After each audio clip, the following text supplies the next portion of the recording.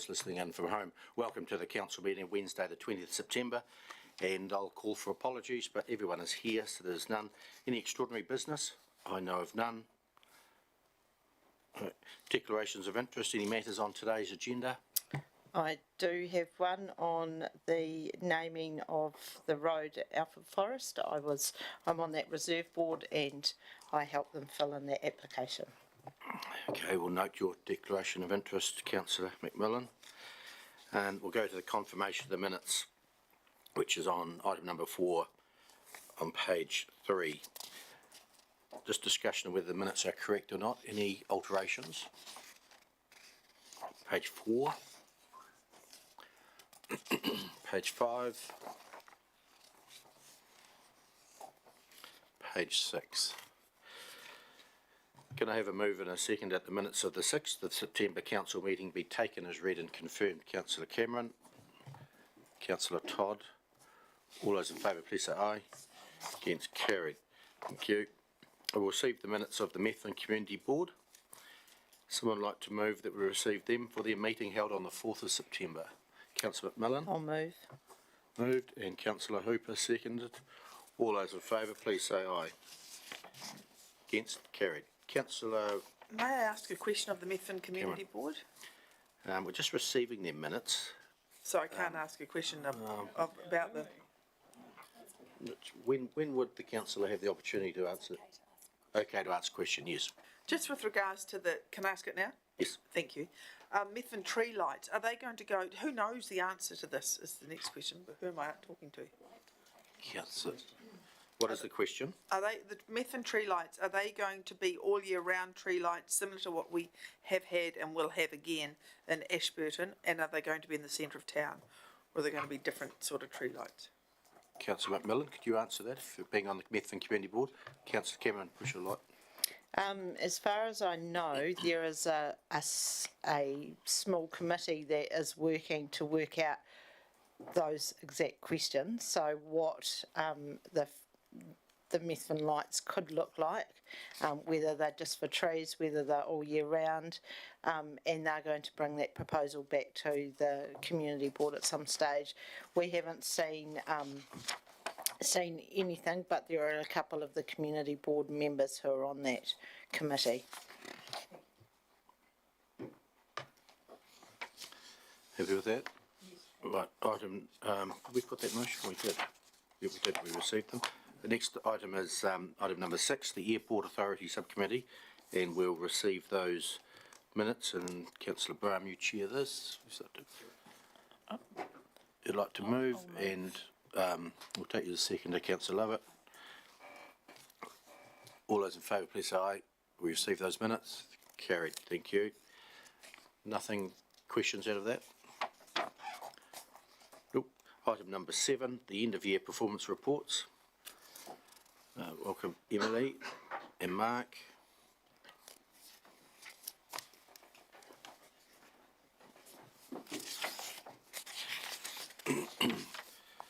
The report is reasonably self-explanatory. Anything further to add, or just nothing from me? Questions, councillors, or Councillor Cameron? I have a few questions going through the document. Will I work through them as we meet them, or will I go through them all Yeah, we'll at once? go through it page by page. Okay. Something general though to start with. Point 1.1. How did we miss the E. coli sample? How did that happen, please? Mr. McKen? Through the chair, that's it works on the number of samples that are received, and if we do miss a time frame, that's marked as a failure. So that's what happened in this case. So is there somebody up there taking the sample, or is the samples? Yes. So the person didn't turn up between 10 and 12 o'clock and lunchtime, or whatever it was. Or the sample just missed the time frame and getting in and getting tested. So there was a glitch in the time frame. Okay. It got in, but it was just not within the time frame. Okay, so it was tested 5 minutes later or whatever. Later, yes. But 66% is not a great result overall.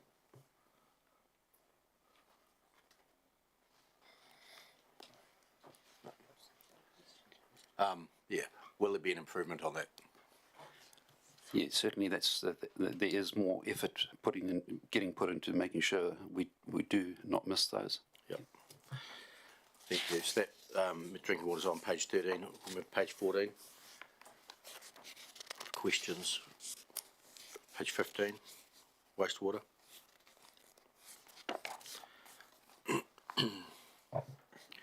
Councillor Cameron? On page 16, stormwater. Am I allowed to go? Yep. Thank you. Point 1.3, page 16, we provide protection from flooding for private properties, and we've had no problems there. But we had that recently, the Carters Creek flooding, which affected private properties in Tynwald. That doesn't count, or was it too late to miss the? It was in this financial year. Was it this financial year? This is to the end of June. So that'll be included in the coming year, Correct. and actions are undertaken so that hopefully that will not happen again. I have to defer to Neil on that one. Well, the Carters Creek is the responsibility of Environment Canterbury. Yes. So this wouldn't reflect on our stormwater performance measures. It's not our network. Carters Creek goes through, I can't remember, it's not Bram Lane, but what is that lane it go, that, I can't remember. Beg your pardon? Yeah. So that's not our responsibility to protect those properties from stormwater surges or? It's not our network, it's not our stormwater network, so we don't report on that. So we defaulted that responsibility to ECAM because that's where the swale is and that's where the creek is. That's correct. Okay, thank you. Page 17, stock water. 18, transportation. Councillor Cameron? Sorry, if don't I'm be annoying. Page 18, the sealed local road network is smooth. Well, we know it's not smooth because it's got a lot of hot potholes. So how does that work in with that? How does those two measures reconcile themselves? If you want a technical description of what that is, I could perhaps ask Mark Chamberlain to explain. Well, I think we're all pretty fascinated by that. Come up, Mark, and tell us about the meter that measures it. Yeah. Yeah, it's based on a survey carried out by vehicles travelling around the network and measuring roughness of the overall network. And so, yes, there are rough areas and trenches that we know about, but our overall network is very smooth and always will be because of our topography and things like that. So, our topography and geology, all that sort of thing, we're actually in a great place to have smooth network. While there's faults on it, the overall network is actually very good. So, that's that reading. It's from a machine that goes around and measures roughness and measures all the bumps along the road and accumulates that to give data. So, yeah. Yeah. There is a program in place for Waka Kotahi to be carrying that out consistently across the whole country for local authorities as well, but that's still in progress. So we do it individually at the moment. Do we have that machine? Does ADC own one of those machines? No, there's only one or two in the country, so consultants do that, and that's why they look. You hire these consultants, they come down, ride over our roads and say you're 98% smooth, or Yep. whatever, and then you put it in this report. Yep, that's our data that's coming out of RAM. So yeah. Okay, I've got one more question. Can I take that, Richard, before you? Is that right? You're still on. You're still. Respond to network failure within 5 days, page 18. That seems a hell of a. What's a network failure? Is it like a flood or a break in the road, or that seems a massive long time to respond to network failure. 5 days. That's a reporting requirement in 5 days is that for responding to CRMs that come in, whether it's a pothole or edge break or anything like that. So it's a response time for when action's taken or it's been assessed. Yeah. Councillor Wilson? Yes, I note that residents are not satisfied with our unsealed roads and not satisfied with our sealed roads. This does cost a lot of money, and are we looking to take steps to perhaps try and improve the outcome? Because obviously when it's this low, there must be something wrong. Otherwise, you wouldn't expect things to be perfect if you get a 24% response. What steps do you think we're taking to alleviate this? Through Mr. Mayor, there have been a lot of conversations about satisfaction with the roading network, and we know that the community is dissatisfied with particularly the sealed rural network and the number of potholes. We have previously commented on 2 very wet winters, and while that is not an excuse, it is a factor as to why the network has suffered as it has. We have invested the extra $1 million unsubsidised roading money that council has put in to try and get ahead of it. We have regular conversations with our contractors, and the manner in which they are attending to the network is under active scrutiny from us, as you would expect. We're also hopeful that the slightly less wet winter we've just experienced will enable our contractors to get ahead of the problem that wet weather continues to cause. So with additional resource, additional attention, a little bit of luck from the weather, then we are optimistic we can improve perceptions of the network. Just Mark, before you do go, there's one performance measure here. Sealed road local network is well maintained, and our target is 4%. You achieved 4.9, and that's on the reseals. We're redoing these targets now for the long-term plan coming up. So 4% is every 25 years the seal will be resealed, which is a long time compared to what it used to be, which was in my earlier days here was 12 years. So what's the goal here? What should we be aiming for? The goal and discussion with other local authorities is 5%. So that means a 20-year reseal cycle, basically. I think what we should be is 15. So it should be doing 90 kilometres a year rather than 75. So 75 is our target. It's hard to achieve with the funding we've got and the repairs needed to get it to a standard to reseal. So it is to do with the funding available to actually do that. And the knowledge of the oil price today doesn't actually help much for bitumen either, but that's another thing. So it is, 15 years is ideal, and that's what historically we've worked to. It just hasn't been affordable, so that's what's gone into the 20-year cycle, so 5%. So delaying it will cause more problems because the seal will crack and the water gets in, and you end up with potholes, I presume. Yes. Yeah, but it's all a money thing. It's an accumulated effect that it has, so it's going to come to a head at some stage. Possibly now. Possibly. Yeah. Hopefully addressed in the next National Land Transport Plan. Hopefully. Any more questions on transportation? Page 19. Next, over the page 20, waste reduction and recovery. Councillor Cameron. Thank you. Just page 20.1.6, the top one, we provide curbside collection services to the majority of residents, but the result is adversely affected by the significant increase the previous year. I don't really follow that. Like, the more rubbish we've had, the worse we've done. Is that what that means? Through the chair, that measure is actually a comparison with the year before. So the comment there is saying the previous year we had an abnormal amount. So in comparison, it was adversely affected by what we had the year before. Oh, okay. Yeah. Or put another way, we're trying to lift each year, but we had such a significant lift the year before that's right.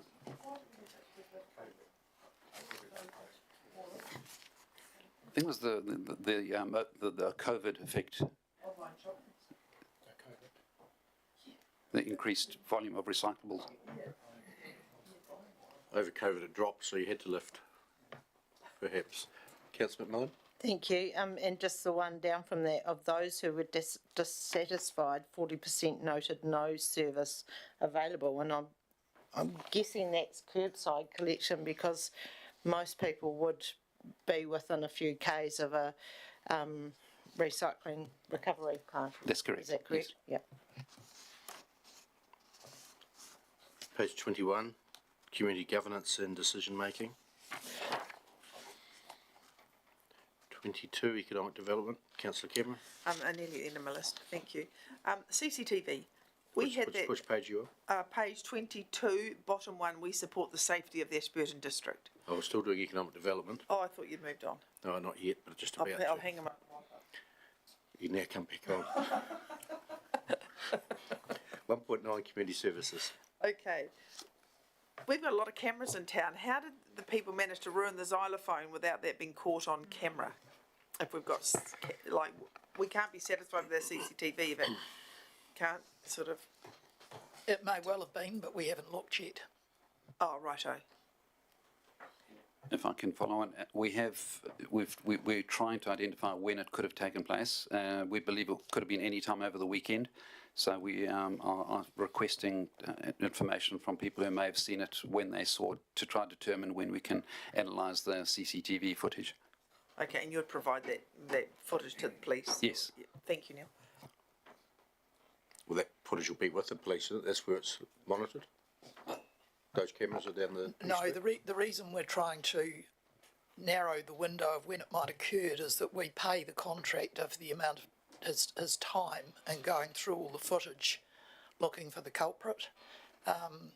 Then when we get that, if it is of sufficient, quality, like they're not wearing a mask or whatever, then we would refer it to the police. Doesn't those cameras, do we hear they roll over every 7 days? Did I hear that here? How long's the film live for? Oh, 30 days. 30 days, right. Yep. You've plenty of time. Thank you. Page 23, Parks and Open Spaces. 24, Recreation Facilities. Councillor Cameron? Yeah, thanks. I wanted just to go a little bit off track here. Oh, go on. We talk about in here about, of those that were dissatisfied, 36%, bottom of page 24, the majority of users are satisfied with EA networks. 36% said it was too expensive. Of those that were dissatisfied, which was a few, not a large number. I've had a few approaches from people with regards to the green prescription, like the DHB no longer fund the green prescription, and people want to go to EA networks, but they find it expensive, and these are older, mature age people, I presume, on limited means. Has the council thought about offering discount to swimming in off-peak hours for a small group of people where we could perhaps maximise utilisation of the facility? Your gold cardy type people.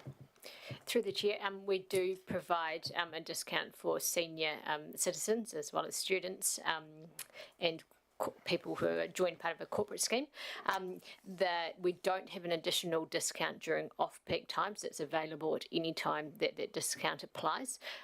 There could be an additional discount should you so wish, but we have recently launched the Couch to Wellbeing program, and that's, I guess, our version in terms of taking the learnings and what they used to provide under green prescription and sort of put our lens over it. And that's a 10-week program. It's been recently publicised. I think the media release went out last night. So anyone who is not actively involved in sport in any shape or form can join that program for free and have sort of a 10-week period where they get some support and guidance and trial out different activities. So, may I ask a supplementary, please, Mr. Mayor? Yep. People that are currently attending the EA networks now, of which is, I know a few, they find that they continually want to attend, they love the facility, enjoy what's available there, but they cannot always afford to go 2 or 3 times a week, which they would like to do. So they're not new, they won't meet the couch to whatever criteria, but they're finding it expensive. Do we offer them any assistance? Just in terms of the senior citizen community services card holders get the discount as well as students and corporates. It does vary depending on the programs. In terms of the membership type, I think it ranges from memory between 8 and 12% discount currently, but as part of fees and charges and the future work we're doing on memberships, so we could that discuss could be that at long-term plan time? Absolutely. Okay, thank you. We'll take it up there, thanks. Yeah, thank you. Page 25, Hamish. I was just going to,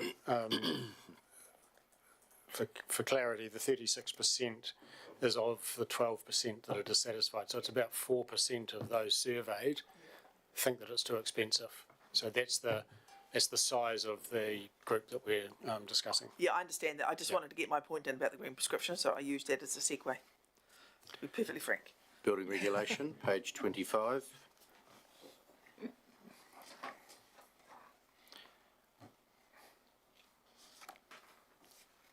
On the point, the known of, no, all good. I'm good. Councillor Wilson. The building consents are processed and decisions made within 20 working days. The result's not where it should be. Can you clarify what's happened there and what we're going to do about it? We have been reporting to council all year that the 20 days is under significant pressure. It's been as a result of two things: one, the building boom, and one, tight resources to progress this. We've put a number of things in place to try and improve that, including the contracting out of consents, including cooperating with neighbouring councils who may, from time to time, have the capacity to help us. The other matter that isn't reported as part of this measure is that the average amount of time for a consent is in the region of 21.5 days. So while we haven't been able to meet the 20 days anywhere near as often as we would like, we have managed to average nearly that. So this is true, this is accurate, we want to do better, but our average time to turn a consent around is not far off the 20 days. Good. Next, page 26, district planning. Just on resource consents, you hit 96%, which is not the 100. And I understand there's a cost if you don't meet the 100%. Do you know what the cost is for those ones we didn't meet? I couldn't tell you, Mr Mayor, off the top of my head, but it's a proportion, like a percentage that you give back. It's not a lot of money. Yep. But if you're a council that's not getting any at all over the line, as is the case in Christchurch and with ECAN, it's huge. Yep. Councillor Lovett. I'm just going back to the building consents. Is all the new government regulations that are coming in making this process harder and longer to achieve the 20 days? It is a complex process. There are a number of things that, and the Chief Executive has alluded to those in terms of why we're not meeting it. We were also short-staffed, but we've got a full complement now. But there were new insulation requirements brought in, which we reported at the time, and that led to a massive amount of consents all coming in to beat that deadline, and that put us even further behind. There are more things in the pipeline, which will mean it will take longer to process consents, but then a lot of it will depend upon the election and what happens, because the National Party's policy is to return to risk-based consenting, and they want to make co-compliance certificates have to be issued within 5 working days instead of 20, which is actually impossible. So that's where that's at. Because the other question is, I'm just wondering whether we should have local government advocating that the 20 days period is too short, and if all this is coming down on us, we need to sort of have a bit of pushback here. But it's not really fair if a lot of councils are under pressure, and if things go wrong, it comes back to, as council responsibility. Through you, Mr Mayor, we want to achieve this 20 days. We understand that people applying for a consent want the process to be as quick and as seamless as possible. So you want to think pretty carefully about advocating for longer, because I don't think your community would necessarily agree. That's not to say it's not challenging, and we need to do everything we can to achieve the rules that are in place of us. But I think the community could say that 20 days is just long enough already. Yeah, I'd agree. We don't want to hold up progress by extending days out when a staffing issue will sort it. I know staff are difficult to get, but you've addressed it and it's great. So we're happy with the days. 27, emergency management. And, James. Sorry, Ian Hyde must be listening in because he just sent me an email, your question about how much do we have to refund if we don't meet the resource consent timeframe. It's 1% per day up to 50% of the cost. Okay, thanks. Thank you. Land information. Page 28, regulatory compliance. 29, the same, which is the last page, so we've got a recommendation there. No further questions. There's a recommendation that we receive the end of year non-financial performance reports. Could I have a mover? Tony Todd, and seconded Carolyn Cameron. Open for discussion. No discussion, I'll put the motion. All in favour, please say aye. It's carried. Thank you. Thank you, Emily Mark. Item number 8, draft local alcohol policy.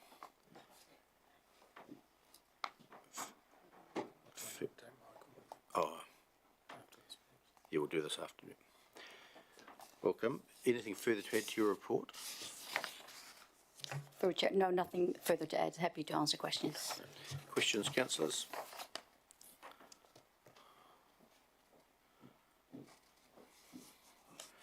No questions. The recommendation in front of us.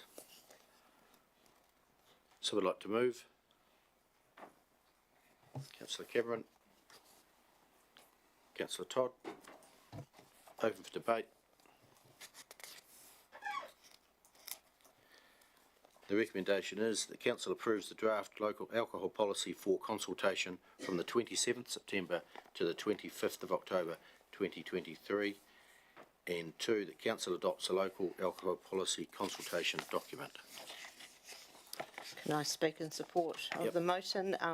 I think when we went out with this initially, we had some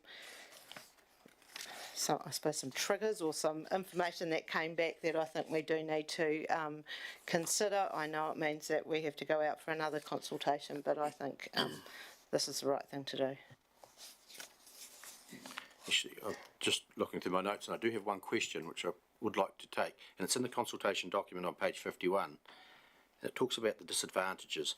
The change of extending the trading hours does not meet the policy purpose of minimising alcohol consumption. Minimising alcohol consumption, is that in the policy? Yes, it Where is. in the policy? It's one of the 4, through the Reducing chair. harm is, page 40. Through the chair, one of the purposes is to contribute to the minimization of harm caused by excessive or inappropriate consumption of alcohol. It's the minimisation of harm, not the minimisation of alcohol consumption. No, They're tied, but they're not, they're two different things. okay.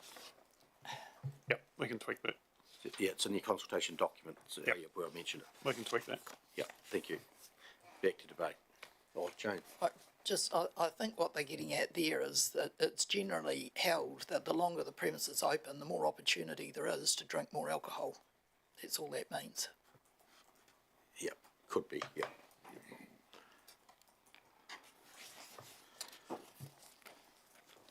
Councillor Wilson. I support this motion because I think it almost takes out an anomaly of the 12 o'clock and earlier alfresco dining areas, which they're part of a pub, and I used several examples in Mid-Canterbury where people are outside and have to move inside when they're still on licensed premises. It just makes it much more manageable for everybody concerned, and it's still a safe environment in a pub because it has a licence holder who has to look after their patrons. And the one-way door policy is a safety move because it means that all the district's consistent and we don't have people travelling far and wide just to try and beat that policy at 1 o'clock in the morning. No further speakers for or against. You don't need a right to reply, Councillor Cameron. Thank you. I think this is a great response to the consultation, and it's a clear illustration of a council listening to submitters and to our community, and I think we need to put it out and make sure we've got it right, both for the safety of the community and for the licensees, and I obviously clearly support the motion. We'll put the motion. All those in favour, please say aye. Against? Carried. Thank you.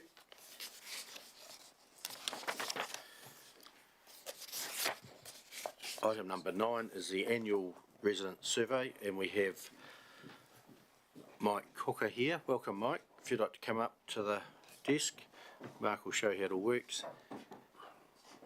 And this is the, as I said, the annual resident survey. So I'll hand over to you. You can take us through it and see how council fared for the last 12 months. Thank you, Mr. Mayor, and welcome everybody. Thanks for the opportunity to present today as introduced. My name is Michael Hooker. I'm the Director of Research at Key Research, and this is the executive summary presentation of the recently completed annual resident satisfaction survey. So the format of this presentation, I'll work through the high-level objectives of the survey before I move on to talk about the how we conducted the survey, and then we'll have a look at some of those high-level metrics and outcomes from the survey as well. So the survey sets out to measure at the highest level how satisfied residents are with all of the services and facilities which are provided by the council. We've been conducting the survey for a number of years now. So we have some good longitudinal data to compare against. So we're able to assess changes in satisfaction over time and importantly determine how well we're progressing towards some of those high level key metrics which are reported across the long-term plan. So how do we conduct the survey? So we select randomly a proportion of residents from the electoral roll, and we post to them an invite letter. And in the letter there's a QR code and an online link that residents can click on to complete the questionnaire. You'll see there we continue to get a really good response rate to the survey. We've got a really robust sample size of 873. We've got a really high level of online completion this year at 92%, significant increase from the online completion that we experienced in the 2022 survey. You'll see we also conduct data collection across 4 periods of the year, and this is to account for any seasonality or any topical issues of the day that may come into play. So moving on to have a look at the metrics themselves then. So these are of the 56 attributes that we measure, those which are showing the biggest level of improvement.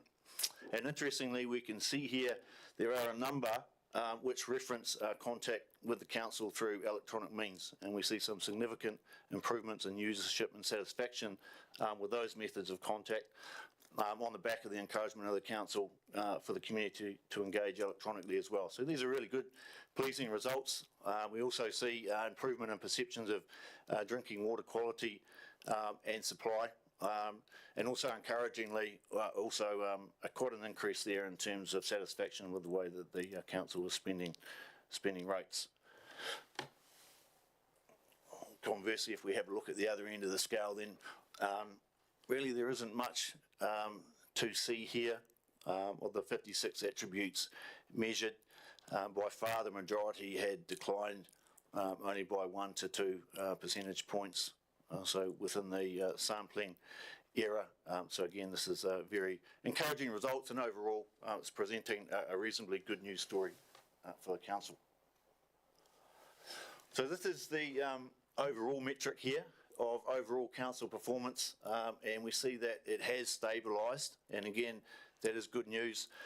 We saw last year a reasonable amount of significance from a couple of the key drivers around perceptions of the roading network, and also around perceptions of the performance of the mayor and councillors, and both of those attributes have improved this year, so we're not seeing that influence, which has allowed that overall metric to remain consistent.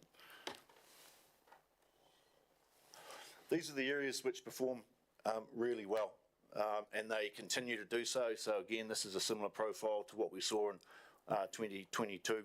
Extremely high levels of satisfaction with a number of these services and facilities, and residents are telling us that they're seeing really good value for money in the provision of these.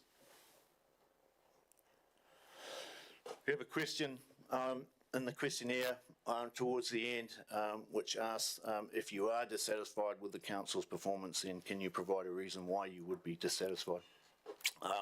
And we see by far the largest grouping of responses is in relation to the quality of the roading network, and so maintenance thereof, ride quality, etc. Nothing too surprising here. We see this is a perennial issue for the council. It's also what we may well refer to as a default attribute, where residents, when they're struggling to give a reason for dissatisfaction, they're defaulting to the roading network as a reason that they will give. So this is how performance is tracking in relation to the LTP measure here, and I mentioned earlier that it is a good news story. In 21-22, there were some real challenges around the roading network and the maintenance, and there were some significant weather events which occurred as well, which led to that decline. But there has been, as you can see, a small improvement there and a stabilisation in the perception of the roading network. So this is really good, and as I've already mentioned, contributes to the stabilisation and that overall satisfaction measure. Again, very high levels of satisfaction with the services provided in the rubbish and recycling space. Very consistent scores are now being achieved across the service. This is interesting. Last year we saw this interesting divergence between the perceptions of those who pay rates and those who don't pay rates in terms of their satisfaction with how rates were being spent. We see that reversed over the past 12 months, and we see that really nice lift for those who pay rates in terms of their satisfaction with how their rates are being spent. So that's another piece of good news for the council.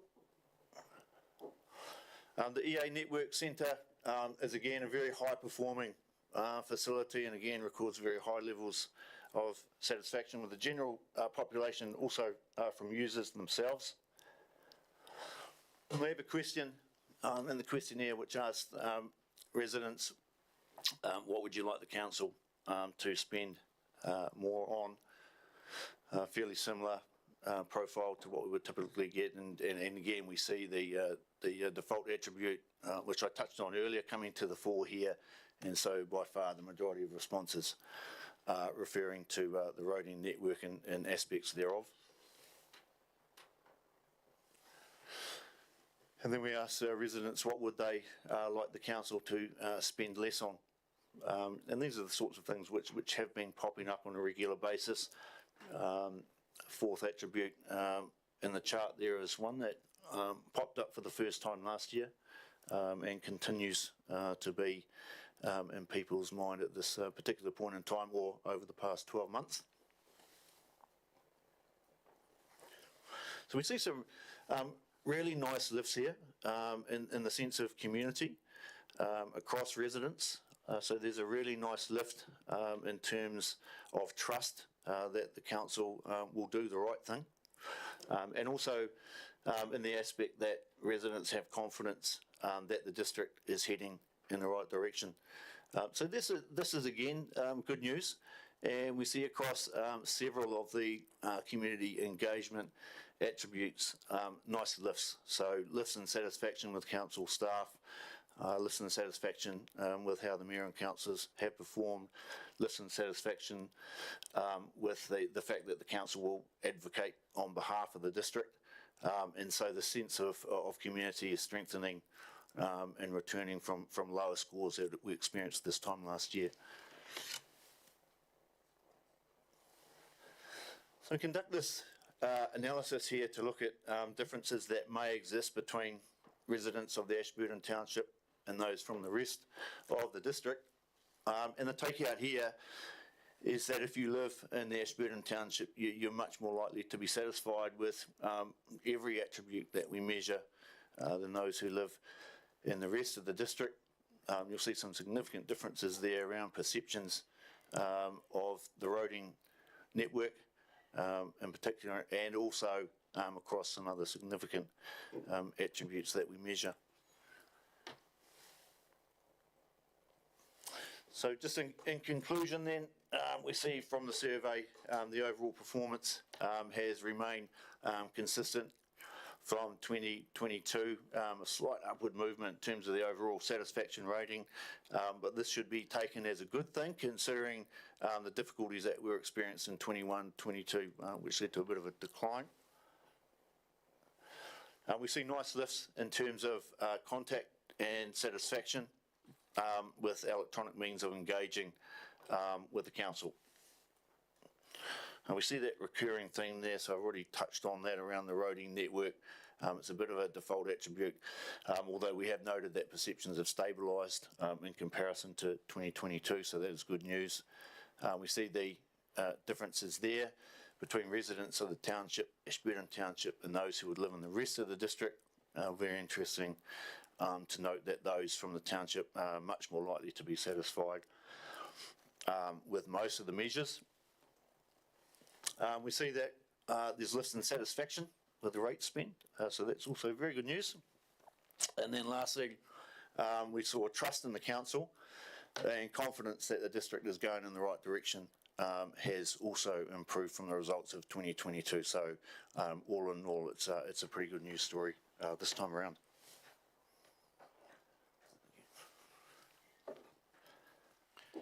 Thanks, Mike. Great overview on the survey that's been completed over the last year.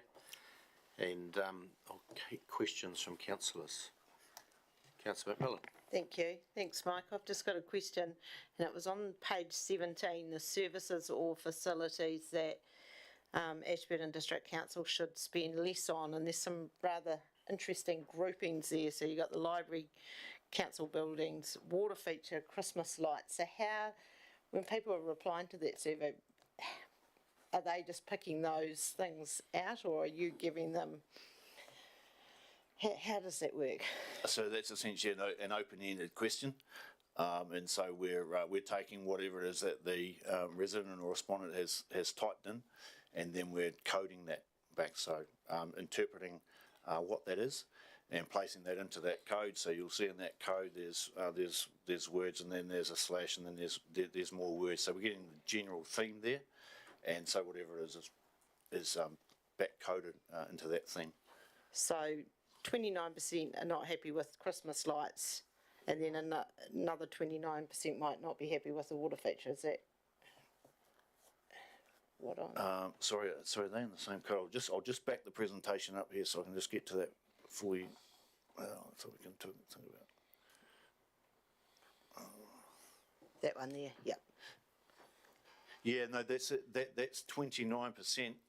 Contribute that particular code. So that if you want to call that code 1, which is library, council buildings, water feature and Christmas lights, 29% of respondents gave a response that would fit into that code. Right, got you. Thank you. Cumulatively, yeah. Just before I go to Councillor Cameron, my question for you, you do the survey 4 times a year. Do you notice a difference in the answers for the different seasons? That's a really interesting question. We didn't this time around. Normally, we would experience for some of the attributes a seasonal effect, and particularly around roading. But across almost every measure and every wave, the responses were very consistent this year. Okay, thank you. Councillor Cameron. Thank you. Through the chair, when we look, say, again, following on from Liz, library, council buildings, water feature, Christmas lights, how many absolute people are replying that they're dissatisfied? 29%. Is that 100 people are dissatisfied with the library or the council buildings or the water feature or the Christmas lights? Like, what's the absolute numbers? Are we talking lots of people or? We're talking 29% of respondents. Dissatisfied people or respondents? Respondents. This is services or facilities that the council should spend less on. So it's 29% of people who gave an answer to that question. 29% of 800. Yeah. Yeah. Yeah. Is that right? Yeah. Councillor Wilson. I'd like to get a comment on as a rural resident, we're not grumpier than urban residents, but probably I see that 5 of the top 5 that were more grumpier, they're all related to roading and access. So I think it's roading and access is the big one, rather than just being unhappy rural people. Question? What's the question? What's the question? Oh, you'll have to, we'll assume the answer is correct. Yeah. Tony? Just a comment on the, I suppose, the negative response to the art gallery and museum. Like, we have a legal requirement to provide that facility anyway. So is it a question that should be answered, needs to be asked when we have a legal requirement to provide an art gallery museum? Yeah, and that is a fair question. The survey has been developed and it's been put to residents, and the question simply is, what sorts of things should the council spend less on? And these results are then tabulated into that chart there. This is the responses that we got. Yeah. Russell? Thank you. You had one section there where some people called themselves non-ratepayers. I assume that's people who are renting, but to me they are ratepayers because a portion of their rent will be to cover those costs. But yeah, so is that, I assume, who that's referring to? Yeah, that is correct, and that's a very small proportion of the sample identified as non-ratepayers, by the way. Councillor Hooper? Thank you. 873 respondents from 5,700 invitations. Are you quite happy with that? Is that an engaged community? Yes, it is good. It is good, yeah, and that would be one of the, probably not the best response rate. We work for 25 councils around New Zealand doing these types of surveys. Yep. It's not the best response rate, but it's pretty close to the top. And so it's getting a really good level of engagement from the community. And that's just a totally random electoral roll invitation list. Yeah, that's correct. Councillor Lovett? With the, you said you do 25 other councils around the country, so where do we sit up against other councils with their rating? Are we up there or where? It's a fantastic question. And we've discussed this internally in the past. Ashburton has a unique way of conducting their annual survey. We do actually provide a benchmarking report, but other councils conduct their satisfaction measures in a slightly different way, so it makes it hard for us to directly compare. But what I would say is that based upon the results that we can see, we would think that if Ashburton was to come into our benchmarking report, that you would feature really strongly in terms of satisfaction levels. Thank you. We were looking at the performance measures this morning for our long-term plan, and we had a look at the economic development and with some discussion around one of the points in there, which is the economic, business and tourism development, all lumped into one. And we'll think about separating business out from tourism and asking the question, so it's not combined. What do other councils do? Do they keep their tourism separate from their economic development, the business side of it, or? It's a real mix. And so there'll be some which don't include it at all, and there's some which include it in an economic development context, and then there'll be others that separate it out. So there's not really any strict rule. Whatever we prefer then. Yeah, correct. Yeah. Thank you. Further questions, councillors? To look like it. Thanks very much for your report, Mike. Well done. Thank you. Yep. Look forward to seeing you in a year's time. They've got a recommendation here. I'd like to move that. And Councillor Lovett second, moved Councillor McMillan, seconded Councillor Lovett. All those in favour, please say aye. Gets carried. Thank you. Next item is the Canterbury Climate Partnership Plan. Item number 10. Anything further to add, Mark? No, but I mean, basically the purpose of this report is for you to seek your endorsement of that strategic framework that's been developed, and nothing further to add at this point. Councillors, questions?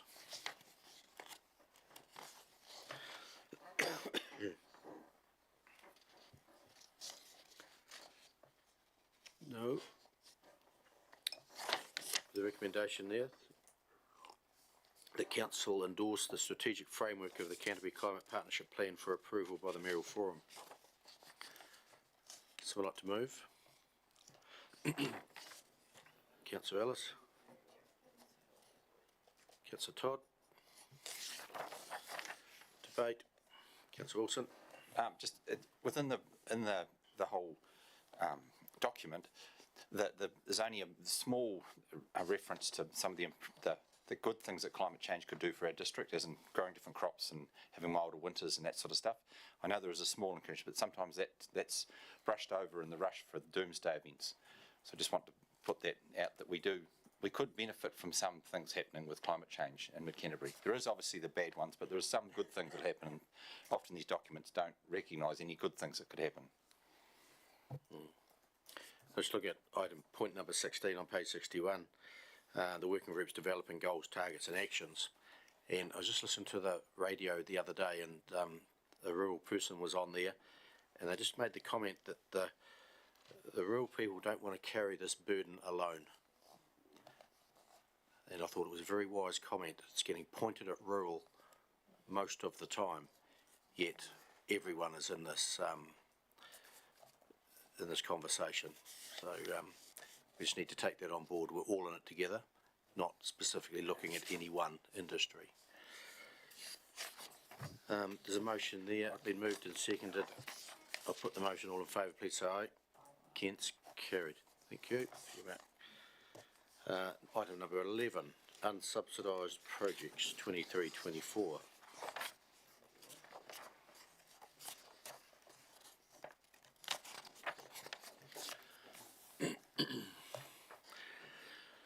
Welcome, Mark. Neil, anything further to add to this extensive report?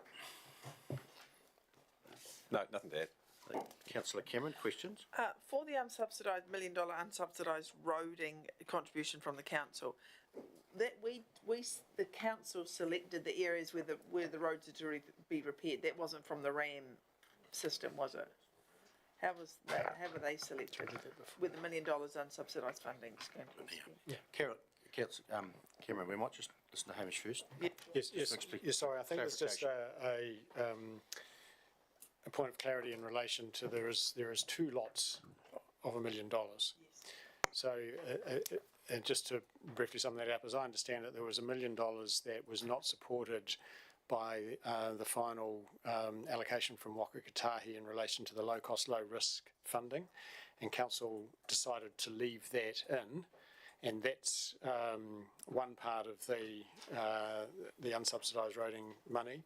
And then there was a second portion of unsubsidised money which council proactively added to the budget in order to address some of the issues that we were hearing from the community in relation to the state of the roading network. So we just want to make really clear that there is two portions of $1 million. And to be clear about which ones we're talking about when we have these two, I guess, groups of proposed work as to which chunk of that unsubsidised money is being allocated or being recommended to be allocated in the manner in which you see in the report. Thanks, Neil. Right. Councillor Lovett. I was just going to ask about the Tynwald car park. Do we own the whole car park from the shops to the road or from the footpath to the road? It's all legal road, so it's been vested as road when development or subdivision was done in 1976. So right to the shop, so the state highway and the car park is all road reserve. So it's not council owned land; it's vested in the council as road. Yeah. Okay. But it's not eligible for subsidised roading because it's a car park rather than part of the roading network. So following on from that, the rubber mounts that have been put in front of some of those car parks, do we own those or the shops? Because they've been called into question for the elderly tripping over them going into the shops. And I'm wondering if we're resurfacing that whole surface, can they disappear and some other measures be put in front of the shops for ram raids, or are they going to go back? The intention was they go back. They're part of the road and what we maintain, so they'll be taken up and reinstated or new ones put in place. There are wheel stops to stop vehicles going too far, so I understand there might be a tripping hazard, but I think having vehicles going to shops is probably a bit worse, so there could be other options though. The intention is to reinstate them. Okay, because we had people tripping over them and ending up in hospital. Have you got any numbers of that? I'll tell you. Councillor Cameron? Okay, thank you, Hamish, for the Chief Executive, for the clarification. I'm referring to not the low risk money, the $1 million we allocated based on the feedback. Just remind me, how did we select those roads? That wasn't using the RAM system, was it? That was us advising where we wanted that money spent. Was that correct? Well, in terms of the sealed road overlays, rural sealed, yeah. That is data from RAM, but it's the knowledge of council staff and the contractor on where the needs of the network are. Oh, okay. So it's a combination of the data we've got and the condition and the knowledge, and the worst ones are basically getting done first is what our intention is, rather than actually sort of going around. The worst one's done first. With the $1 million, these are the next ones on the list that we can actually bring forward a year and do, rather than actually waiting until next year. So that's essentially it, on top of our subsidised funding we've got. So it's the same list. We've just got the ability, because the council providing $1 million, we can do a few more this year rather than waiting until next year. Okay. Yep. Okay, right. Thank you. And if I may, Mr Chairman, just to follow that, council has reserved the right to approve where the unsubsidised roading is spent. But what we're doing is we are bringing to you the officer's view based on the data as to where the best bang for buck is in relation to that money. But it is now before you to approve or amend as you see fit. Councillor Brown? Thank you, Mr Mayor. Mark, why do you 990 metres and not 1,000? Is there a reason for it? Nothing, and they are two separate road sections. They haven't had the same length, so there's no reason. It doesn't make much difference to the construction whether it's 990 or 1,000 metres or 900 metres. Oh, okay. That just happened to be where the failures were on those sections of road. I have to say, these are two sections on the Elam Montalto Road. There's a lot more that needs to be done on Elam Montalto Road on top of these. Yeah. The next bits are going to be just as bad quite soon. Yeah. So it was not cheaper under 1K? No, it wasn't. It was just the way it worked out in terms of where it is. And they're both the same length, two different sections of road, not next to each other as well. So. Yeah, thank you. Councillor Wilson? Just to clarify, so we're spending 2 million of unsubsidised roading and 2,141 of subsidised. That gives us 4 million in total being spent. So the 2 million includes the Wakatahi money as well. Yeah, it's a gross amount, so it includes the council share and the subsidy. Yeah. So it's costing the council effectively $3 million of this 4 million budget. Is that right? Have I got that right? Yes. Yeah. Just wanted to clarify that state. Yeah. The cost of council share of this cost is essentially $3 million. Yeah. But just to so we're really clear, none of this work is in the $2.1 million portion of work. That's a separate, that's not these pieces. Yeah. So this is not all the work you're getting for $4 million. This is the unsubsidised portion. So this is half of it, if you like. Just before I go to Councillor McMillan, just ask a question on item number 13, unsubsidised rural sealed road overlay. And there's two roundabouts on Chalmers Ave. I wouldn't call them rural. No, they're not rural, but they're part of our rehabilitation program. So that's both rural and urban. So we've got a contract for the rural ones we're doing under subsidised money. Then we've got a contract for the unsubsidised rural overlays, and then those two urban roundabouts that need a rehabilitation. And so they're urban ones, but it's still a rehabilitation cost. It's not separated between rural and urban in terms of our work category. So just looking a bit further into the future, when the bridge is put on the end of Chalmers Ave, will these roundabouts stay or will they go? Are we using this money effectively now? We're essentially upgrading the roundabouts now. To be fair, they've needed doing for quite a long time, but with a bit more certainty over the bridge, the surface of the roundabouts, as well as Chalmers Ave, will need to be improved anyway. I don't think we should wait any longer for the roundabouts. In terms of the layout of them, they work perfectly okay. We have no plans to change those, but the surface needs to be improved. Yeah. Thank you. Councillor McMillan. Thank you. Through the chair, page 17, number 2, you've talked about Camrose Estates, the cost share of Holmes Road and Barker's Road frontage. So for Holmes Road, was it both sides? Because I've got curb and channel on both sides of that road now. So is that included in that, or? It's a full upgrade. The full upgrade of Holmes Road? Yes. Yeah. And just one side of Barker's Road, because only upgraded one side. Yeah. So, yeah. And what was the share of that? Like, was it 49%? It's 50/50. 50/50. With the developer, yeah. That was what a condition of the consent was, yeah. Just following on from that, why is council paying 50% of it? Because a council is unaware of it that I'm aware of. The previous decision of staff as part of the resource consent, and that's a condition that was put on there. It was 50/50 that was agreed at the time. Probably a question for Neil with, why is council having to now pay for that when council didn't know about that, signed up on behalf of?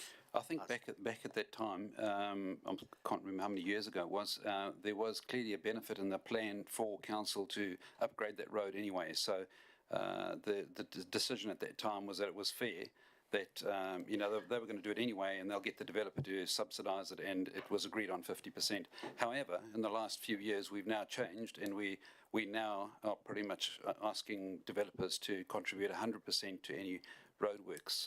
So it has changed over the years. Yeah. Perhaps for the Chief Executive, if there's a condition being put on a consent which is going to cost council in the future, where council needs to perhaps know about it and agree with it, would they not? I'm not sure about the agree, given it's a condition of the consent that comes through whatever the authority is to put that condition on. But certainly council should be generally aware that that obligation is coming. Yeah. Thank you. Councillor Hooper. Thank you. I was just wondering how long it would take you to do the, sort the car park in Timwell Shopping Centre. With just in mind, they'll get a great result at the end of it, but they're being hammered at the moment, business-wise, with the disruption on State Highway 1. So is that a week job, a few days? I'm not sure, but I think it'd be less than a week, given that it's not a digging up and redoing, it's milling out the surface or removing the surface and putting new surface in. So it will be relatively quick. There will be disruption, and doing it when they're doing the Timwell corridor improvements seems like a good time to do it, given that it's disruption anyway. It'll just be more at that particular time. So, yeah. As before council also, item number 9, the curb and channel on Racecourse Road. I thought that was being funded from the Beddorf funding monies. No, it was approved as a project for unsubsidised riding projects last year, rather than the Beddorf funding. We've got separate projects for that. For some reason I thought it was there, but yep, we'll perhaps check that. Yep. We'll check, Mr Mayor. Yeah. Councillor Wilson. So it's a point of clarification, effectively.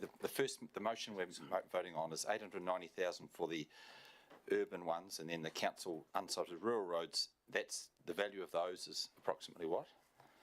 So if the council approved the list of unsubsidised roads and projects, Camrose Estate, Bering Square, Timwell, Racecourse Road, Mackie Street, and the second one hasn't got any values associated with them, can you give us that? It's essentially the $1 million. It's close to it. It's got to go to tender, so we know what it is. The other one's estimates as well. So those 4 links is about $1 million total. Yeah, in total. Yeah. Councillor Hooper. Thank you. I was just wondering if you could tell us a little bit more about the coal tar. What is it, and why does it need to be disposed of and removed? Coal tar, coal used to be used in road construction and sealing, and in the CBD some coal tar was found underneath. It's quite a common one in Christchurch as well.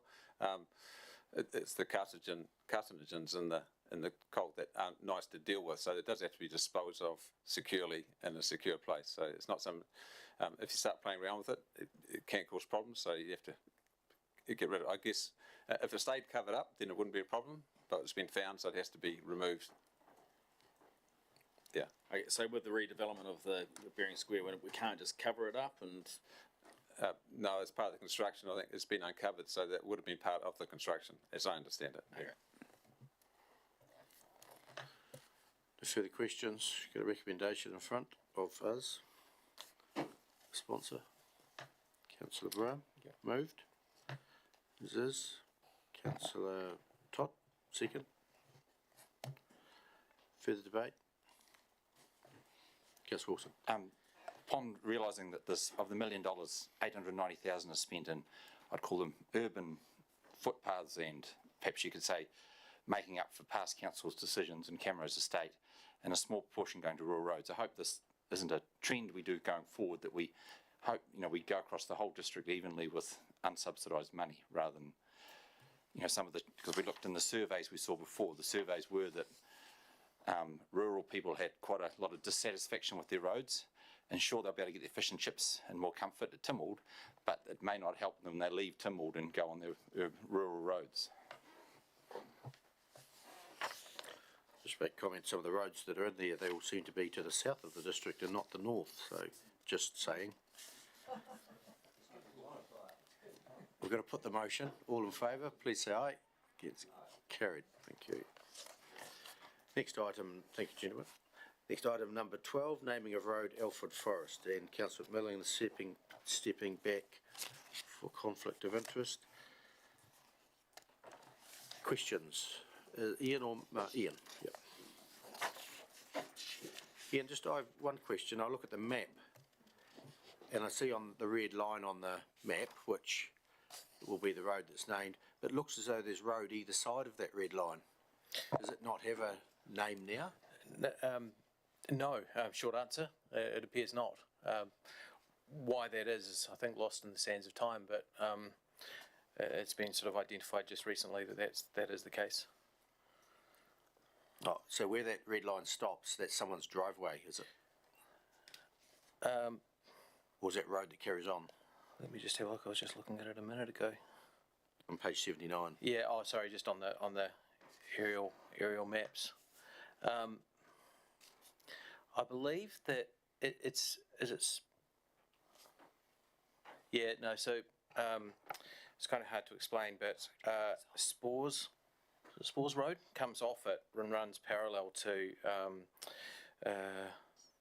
Alfred Forest Settlement Road, but that piece of land between the two is not named. Right. Yeah. Okay. Question, Councillor Cameron. Is that, when I'm looking at a road naming application plan, the red bit is like a right angled, perpendicular and horizontal. Is that what we're naming? Yes. Just that little bit. We're naming a corner, sort of, so to speak. Through the chair, effectively, yes. So to the mayor's point, what's running left of the corner? You go down the perpendicular part, Yep. you hang a left. What's that bit? Is that like a race or water race or something? Or what's that? So at the bottom of the page, at the bottom of that photo, the top photo, is Alfred Forest Road, and I think Alfred Forest Settlement Road, and I believe that goes round the corner, if you like, and then it's kind of hard to see, but to the right of that top picture is you can see it's annotated as Spores Road, which actually comes up and is a paper road. Oh, how bizarre! That's So another road. Yeah, I think at the present it is actually probably somebody's driveway. It acts as a driveway. Yeah. Yeah. Yeah. It's not the most straightforward of areas. Thank you. Councillor Mackle. Yeah, I was just wondering why a recommendation for Mount Alfred Road when there's a little bit of history with the Joe Hutt Road and the Hutt Harmer Road names. Why was the division away from those names, please? Through the chair, that was an officer recommendation just because it had the association with the landmark. But at the end of the day, it is the council's decision as to which they decide to choose. That's just our recommendation. Yeah, certainly. They all fit. Ian, the road, I'm looking at the map, and to the right-hand side where the red line stops, then a road carries on. Yes. What's that road called? That, I believe, is I don't even believe that's road corridor. Looks like it on the map below. Yes, it looks like a very well formed. It's not, from what I can see. Certainly, when it goes past the next property, it just seems to be part of that land. It's not Vista Road. It's a driveway. Yeah, very well formed driveway. Yeah. And has no name either, obviously, because it's a driveway. Yeah. Okay. Thank you. There's a recommendation there that the unnamed vested road located between Alfred Forest Settlement Road and Spores Road, as shown on the plan attached to this report, be named Mount Alfred. Councillor Brown, moving. Yep. I'll second. Councillor Lovett, seconded. Open for debate. I'll put the motion. All in favour, please say aye. Against, carried. Thank you. Thank you.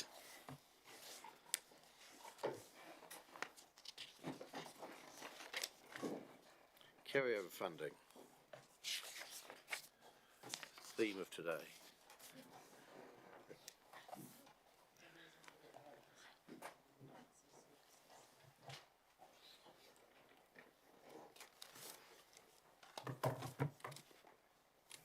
Welcome, Leanne. Erin.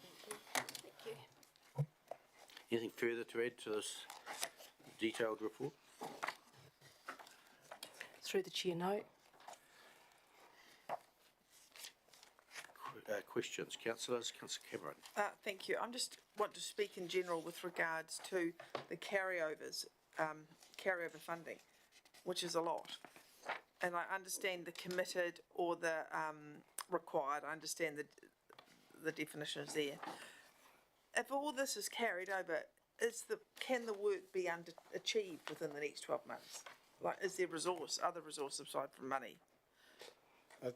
Through you, Mr. Chair, it's a very good question, and of course, carryover projects do put pressure on the projects that are planned for this year as well, and it is an issue that we face most years. Having said that, there are a number of really significant projects where we do require carryover funding that are absolutely underway and will be completed, and you can think of Te Whare Whakatiri, and you can think of the Methven water treatment plant, you can think of the Mount Somers water treatment plant. Those projects are advanced and almost certainly will be completed and that money utilised through the year. But in general, the answer is yes, we think we can, but it does put pressure on the agreed program for this year as well, without doubt.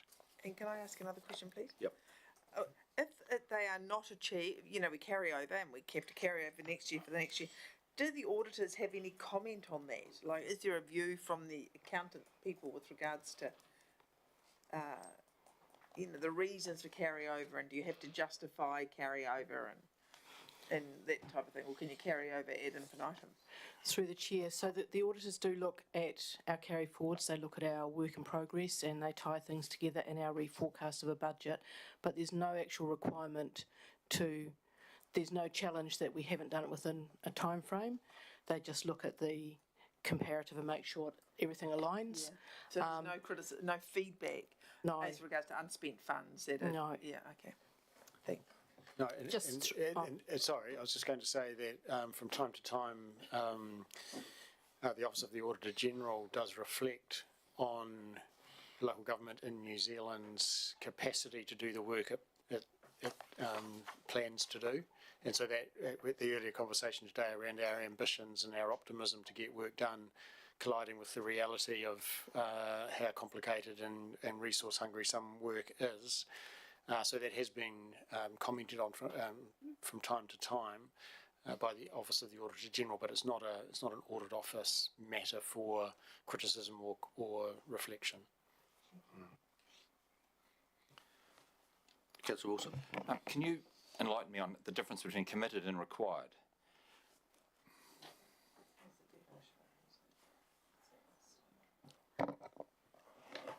So with committed, the work is under contract or advanced in some way to being done, and then required is where there's no commitment, although there's maybe associated legislative requirements. Through the chair, and in some situations, clearly the commitment, our Te Whare Whakatiri is an evidence of that, but there's also the fact that we may have given that undertaking, and I think of the Oval Pavilion where we're undertaking to resolve something. Okay. Can I have another question, please? Thank you. And this regards to it's on page number 8521, reallocation of 150,000 from the medical centre upgrade to Walnut Pavilion. If we reallocate, don't we then have to put money aside for what we've reallocated away from if it's been committed? So the 150,000 being shifted from one thing to another, don't we have to find another 150,000 to then do that other thing? if I can answer that through the chair. In this case, no, and that is the reason why I've requested this repurposing, because when we originally started this project, the medical centre was going to do quite a significant upgrade to their building. They've elected not to go through with that. So what I'm requesting is recognising that there's work that we've been asked to find funds for, and to continue down this train and get this work done. One more question. So when funds are not spent, do they ever get given back to council for the council to reallocate, or do they tend to be? I see there's one here about the EA Centre energy savings. You know, the money's not being spent, but it's going to be reallocated to something else. And I'm just concerned that if we don't spend it, we then have to find another option to spend it on, rather than saying, well, that's great, we can now save it for the rainy day which is coming. No, we don't have to do it. What we're trying to do here is to say council's already approved this funding. The work hasn't proceeded. And if we don't carry over, then that money just goes back, I guess, into general equity, and there's no approval to do it. Some of the funding, in fact, a lot of the capital work is loan funded anyway. We just simply don't raise the loan until we need it for the work. So if we didn't get the carryover, the project wouldn't proceed, and we wouldn't raise the debt accordingly. That's not true in every piece of work, because there's some operational expenditure in here as well. But generally speaking, the biggest bulk of it is loan funded, and we just don't raise the loan if the work doesn't proceed. In regards to operational, we haven't carried a lot of the operational through.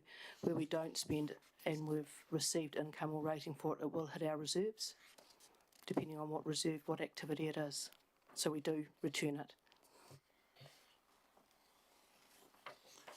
I've got one question, and I'm looking on page 95, and I'm looking at the summary. There's two columns here. One's capital expenditure, one's operating. So the capital expenditure is obviously needs to be spent, and it's probably loan funded. The operating expenditure is what you operate in that year. So if you didn't spend it in that year, then you've obviously saved it. So how can you spend it in the next year for operating expenditure? The operating expenditure, you would need to employ more people or double up on something, would you not? Again, it depends, typical accountant answer, but the reality is, and I'll use elderly person housing for an example, is that we're very specific that we're trying to make that self-sufficient. That work still has to happen.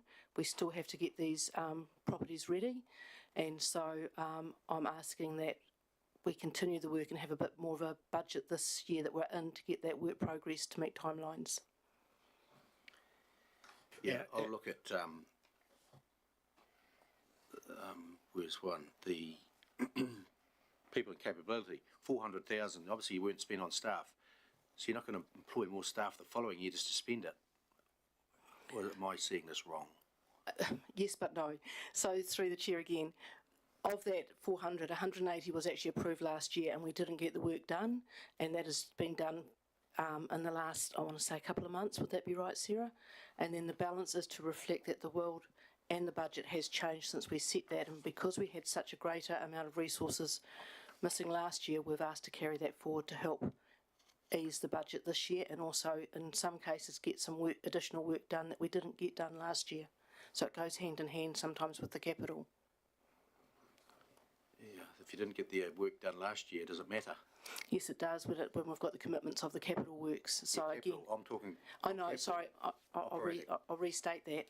You still need the people, although you've got the capital over here of the cost of doing work, you still need our people to help organise that. So in some cases, we still have to have the people getting this work done, supporting getting this carry forward capital works done. Property is a classic of that, and I guess I can speak easily on property because it's one of my teams. We've got work that we need to get done, such as the pavilion and other pieces of work we've done there, including EPH. I need my people to get that done, and in this case I haven't got enough right now, so for them to support that extra bit of work we want to get done, I've asked to carry forward some of the unspent salaries from the year we've just closed off. Does that explain it better? Sort of, not really. Yeah. Sometimes we outsource it correctly, and that's the general way, or we go and look for some casual staff to help us get this done. As a combination. Yeah, but in the year you've just had, you've had X dollars, and the year you moved into now, you've got X dollars.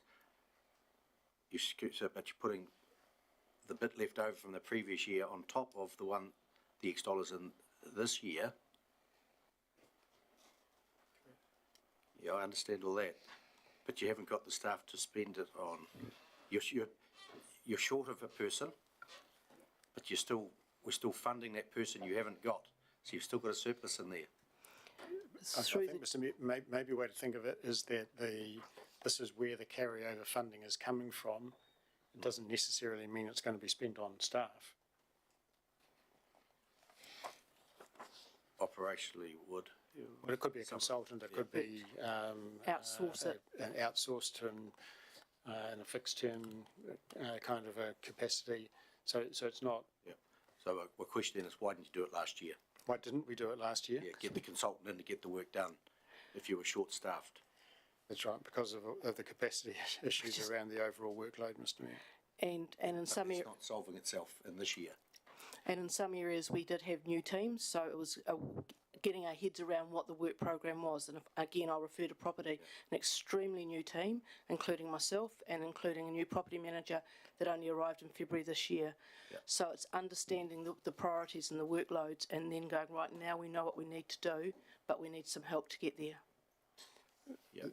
If we don't, if council doesn't have the will to approve the carryover, then the work may never get done. I don't think we've not got the will. We want the work done. It's just the understanding of how it gets there. It's the understanding. Yeah, we need the resource that's unspent from last year to flow through to this year's work program. Coming up to our budgets, which will be into tail end of this year and early next, council, we need to be mindful that we're going to spend the monies we budget and not be carrying them forward. I think so. That's a message for us. And Mr. Mayor, it's a message for us too, as officers, in that if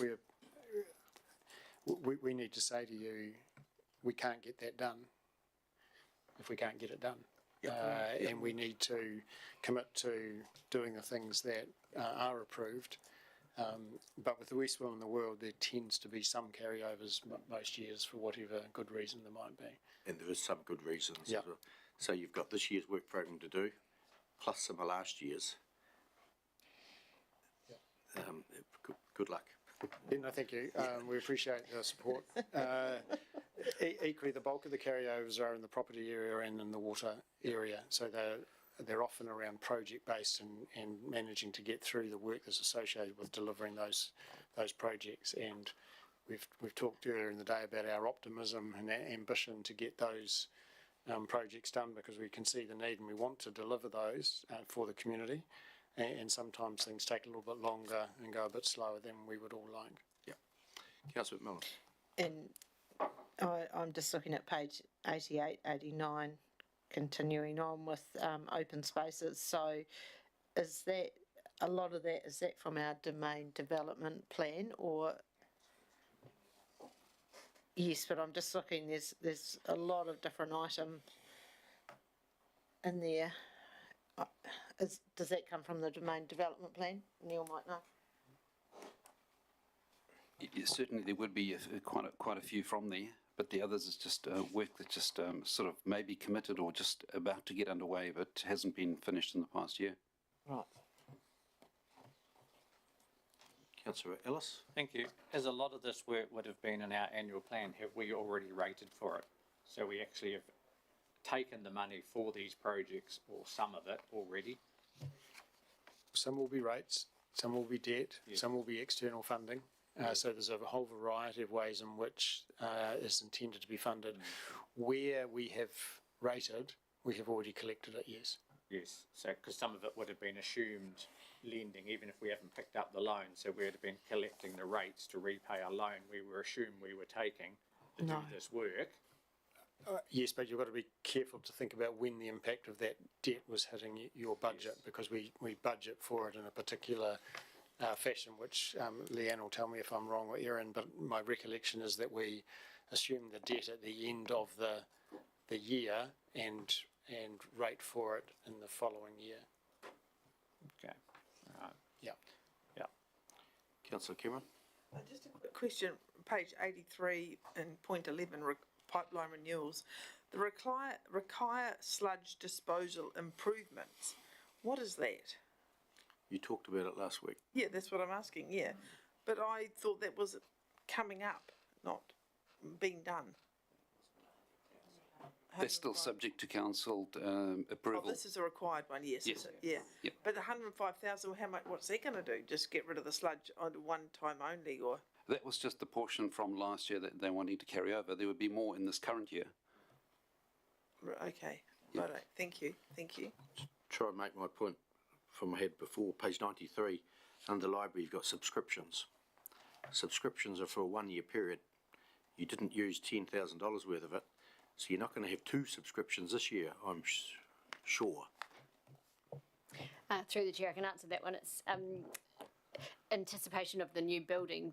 There is more magazine subscriptions intended to get, whereas we didn't move into the new building, so we didn't have a new subscription, and it was more than one. They're not $10,000 a pop, but that was part of it. And also LinkedIn Learning was another subscription that we wanted to have as part of the new building, but we have held off to this point. Okay. There's a motion on the table. Well, it's not yet. There's a recommendation there. The council approves the request to carry over the unspent funds from the 22-23 year into the 23-24 year as detailed in this report, and that these carryover funds be funded as per original funding. Do we have a mover? Councillor Brown. Councillor McMillan. Open for debate. Councillor Wilson. It would be great to see in the future that we can, we need to reassess what's achievable so that the monies we collect in we're spending, not carrying over too far. I think it's in tough times. It's been good in the past maybe, but obviously some of these are building ones. From the new building we need to, that's a cash flow debt thing, but some of the others are where, as you've said, Hamish, we're trying to do too much, and perhaps we're better to do everything well rather than do too much. And quite often that can help us too, because that will, with high inflation times, we run the risk of carrying over, and by the time you get to do it, you've actually lost 7% of your spending power, which is quite a concern with a lot of the carryovers, whether we're about to achieve what we've said we're going to achieve with that budget. Councillor Todd. Thank you, Mr Mayor. Yeah, these were probably all good decisions that were made by previous council. This obviously still need to be done. So I think we should put the challenge out to the Chief Executive and the staff to achieve these projects in this financial year. Councillor Ellis. Thank you. I endorse Councillor Todd's sentiments, but it's not only these projects. Then they've got this year's projects to achieve as well on top of that, because I think a good target come this time next year would be to see the carryover fund as being considerably less than this one is for the next financial year would be the target. I think when we do the budgets, which we'll be into in depth in probably the January, the February, we get a report as to what is not likely to be completed by the end of this financial year, and we will carry that forward, but we don't budget any further going into the LTP year, so that there is a catch-up. So note to yourselves. Further speakers for or against? Councillor Brown, need a right of reply. I'm quite happy. I heard it all, but it is basically, it has been a couple of funny years. So I can understand that you can't do all the things you want to do this year, but I'm pretty sure it will go better from now on. So I'm quite happy with it. Put the motion. All in favour, please say aye. Gets carried. Thank you. Thanks, Leanne, Aaron. Next item is 14 Transwaste dividend 2023. Nothing, Leanne? Yeah. through the chair, nothing further to add. This is a standard annual report that we bring. What is the dividend this year in total? Or in the, yeah. This was 156, the final dividend. It's on page, just what page? 356. I can't remember. I thought that was it. I'll have to come back to you on that one. I'm sorry. I think I've missed that out of the report altogether. My apologies. I'm simply adding up the 156 in paragraph 4 with the 200,090 in paragraph 5. But is that this year? This year, like 22, 324. Just lost my page.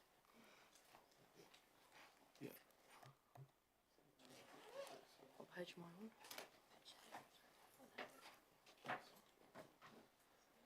All good, about 356. Sounds about right. 156. And 209. Richard? Yeah, I came up with 356,000, and that's why I was concerned. I thought, well, what's happened there? Have we, because we're only a very, very small proportion of the dump, I'll call it. Which is, I'm not criticising the dump at all. It's a fantastic facility that works very, very well. But the dividend back has obviously dropped a huge amount because we're only 5% of that. So that's a big number that's reduced from last year. Is there any reason for that, or what's happened? I'm sorry, I can't answer that. I do not know.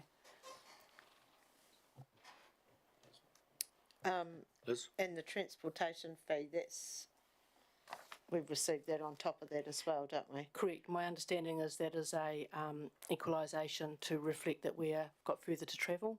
Yep. It's not included here, is it? No, didn't see it. Yeah. So we've got the 309 and then which it is in there, and then the 156. Is that the right number? Yeah, 156. Okay, Councillor McMillan moved that we receive the Trans Waste Dividends Report. Oh, okay. Will we receive some feedback? Because obviously the reduction in income affects our dividend status which we obviously have rates against. So I'm just concerned that this is one of our income streams that's perhaps faltering, and we just need to understand why, so that when we go forward, we don't make the same assumptions what we've made last year. Through Mr. Mayor, we will obtain the annual report or information from Transwaste and circulate it to councillors, and you'll see exactly what the reasons are and why the trend is what it may not be. And Transwaste has an AGM in October, which we get invited to. Yep. Yep. And I just wanted to add that Transwaste are always happy to come and report to council if wanted. When I go to the meetings in Christchurch, a lot of their reporting is done in committee as well, so it would probably be quite good for them to come to our council meeting and speak. We'll make a note of that through Tony, and we'll invite Gil and whoever else wants to come to report. Okay. That'd be great. So mover, Councillor McMillan, seconder, Councillor Cameron. Any further debate or any debate? If not, put the motion. All in favour, please say aye. Against, carried.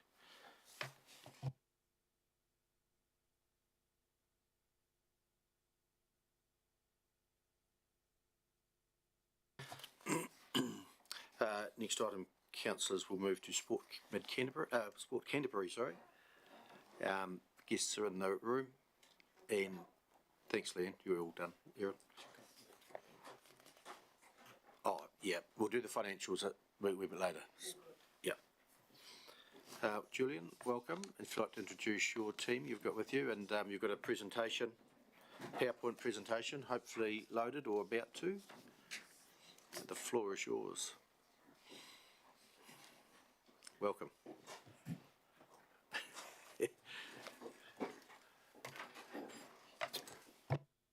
Just hold the... What's that, sorry? Oh, right. Down to talk. Oh, right hand button, it'll stay on. Stay There on? you go. It's red. Thank you. Yeah, just when there's another one to the other side, so if someone speaks over there, then they need to put their light on as well. Sure. And we are live streaming, so you can watch this later if you wish at your leisure.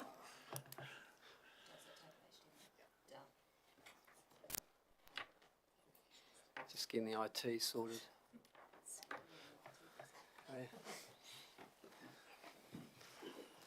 Okay. First of all, kia ora everyone. For those that I don't know or don't know me, I'm Julian Falloon, Chief Executive of Sport Canterbury, and it's been a while since we've got in front of council, so really appreciate the opportunity to talk to you today. What I'll do is I've brought a bit of a team with me, so I'll hand over just a quick introduction to my team. We'll go left. Jason Merritt, do you want a quick intro? Kia ora koutou, I'm Jason Merritt, I'm the General Manager at... Oh, sorry, that one? Yeah, cool. I'm Jason Merritt, I'm the General Manager at Sport Canterbury. I've been here about 4 years now. Kia ora katoa, my name is Alice. I am very new with Sport Canterbury, 2 months in, and I'm the Community Advisor for Mid Canterbury. Kia ora koutou, ko Anna Holland tuku ingoa no Hakatiri Aho. Kei te whare ha kina kina o Waitaha Aho e mahi ana, nō reira tēnā koutou katoa.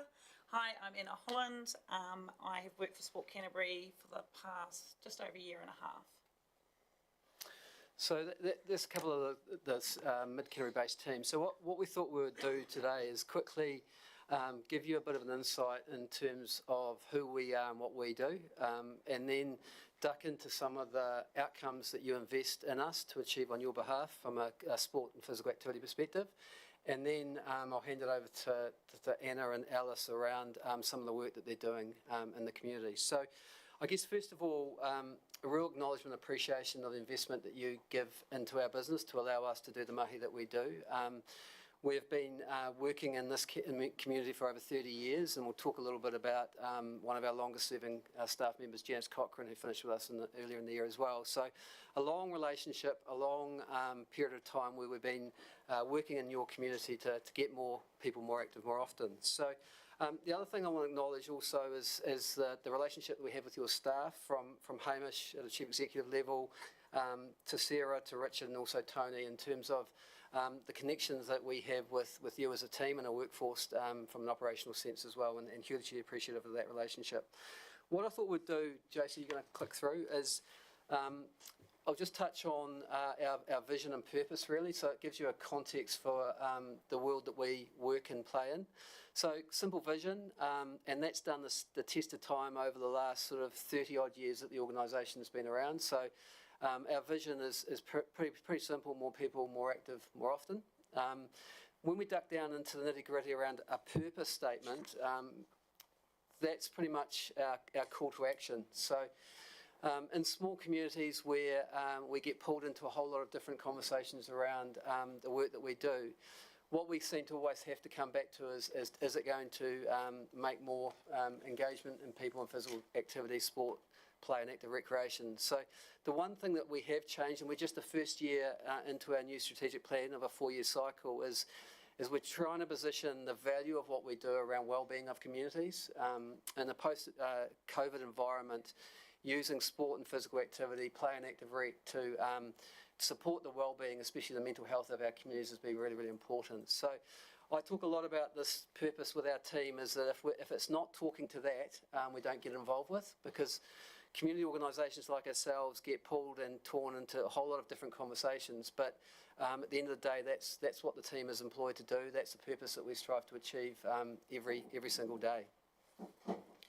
Moving on, we are an organisation of around 47 odd staff across the Canterbury West Coast Sports Trust region. We're the biggest geographically spread region in the country. There's 14 regional sports trusts. So we have limited resources. So we have to be really focused in terms of where we work, in terms of achieving our purpose.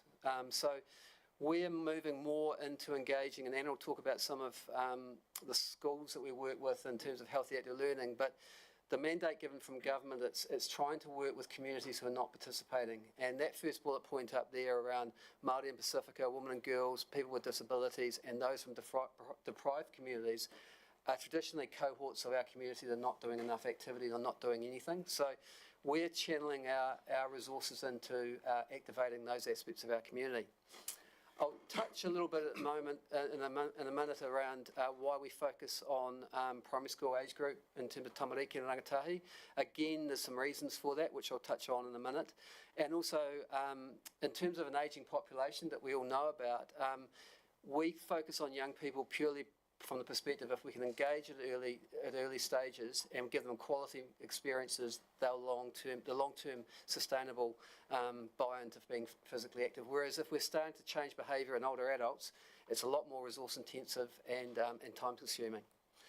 The reason we focus on young people is the next slide, quite a complex slide, but if you just click again, Jose, is that's what we're trying to stop. So that top line, at the age of 12, our young people are generally about 12 and a half hours a week they're active, and they're doing a lot of activities, which is that red line below it.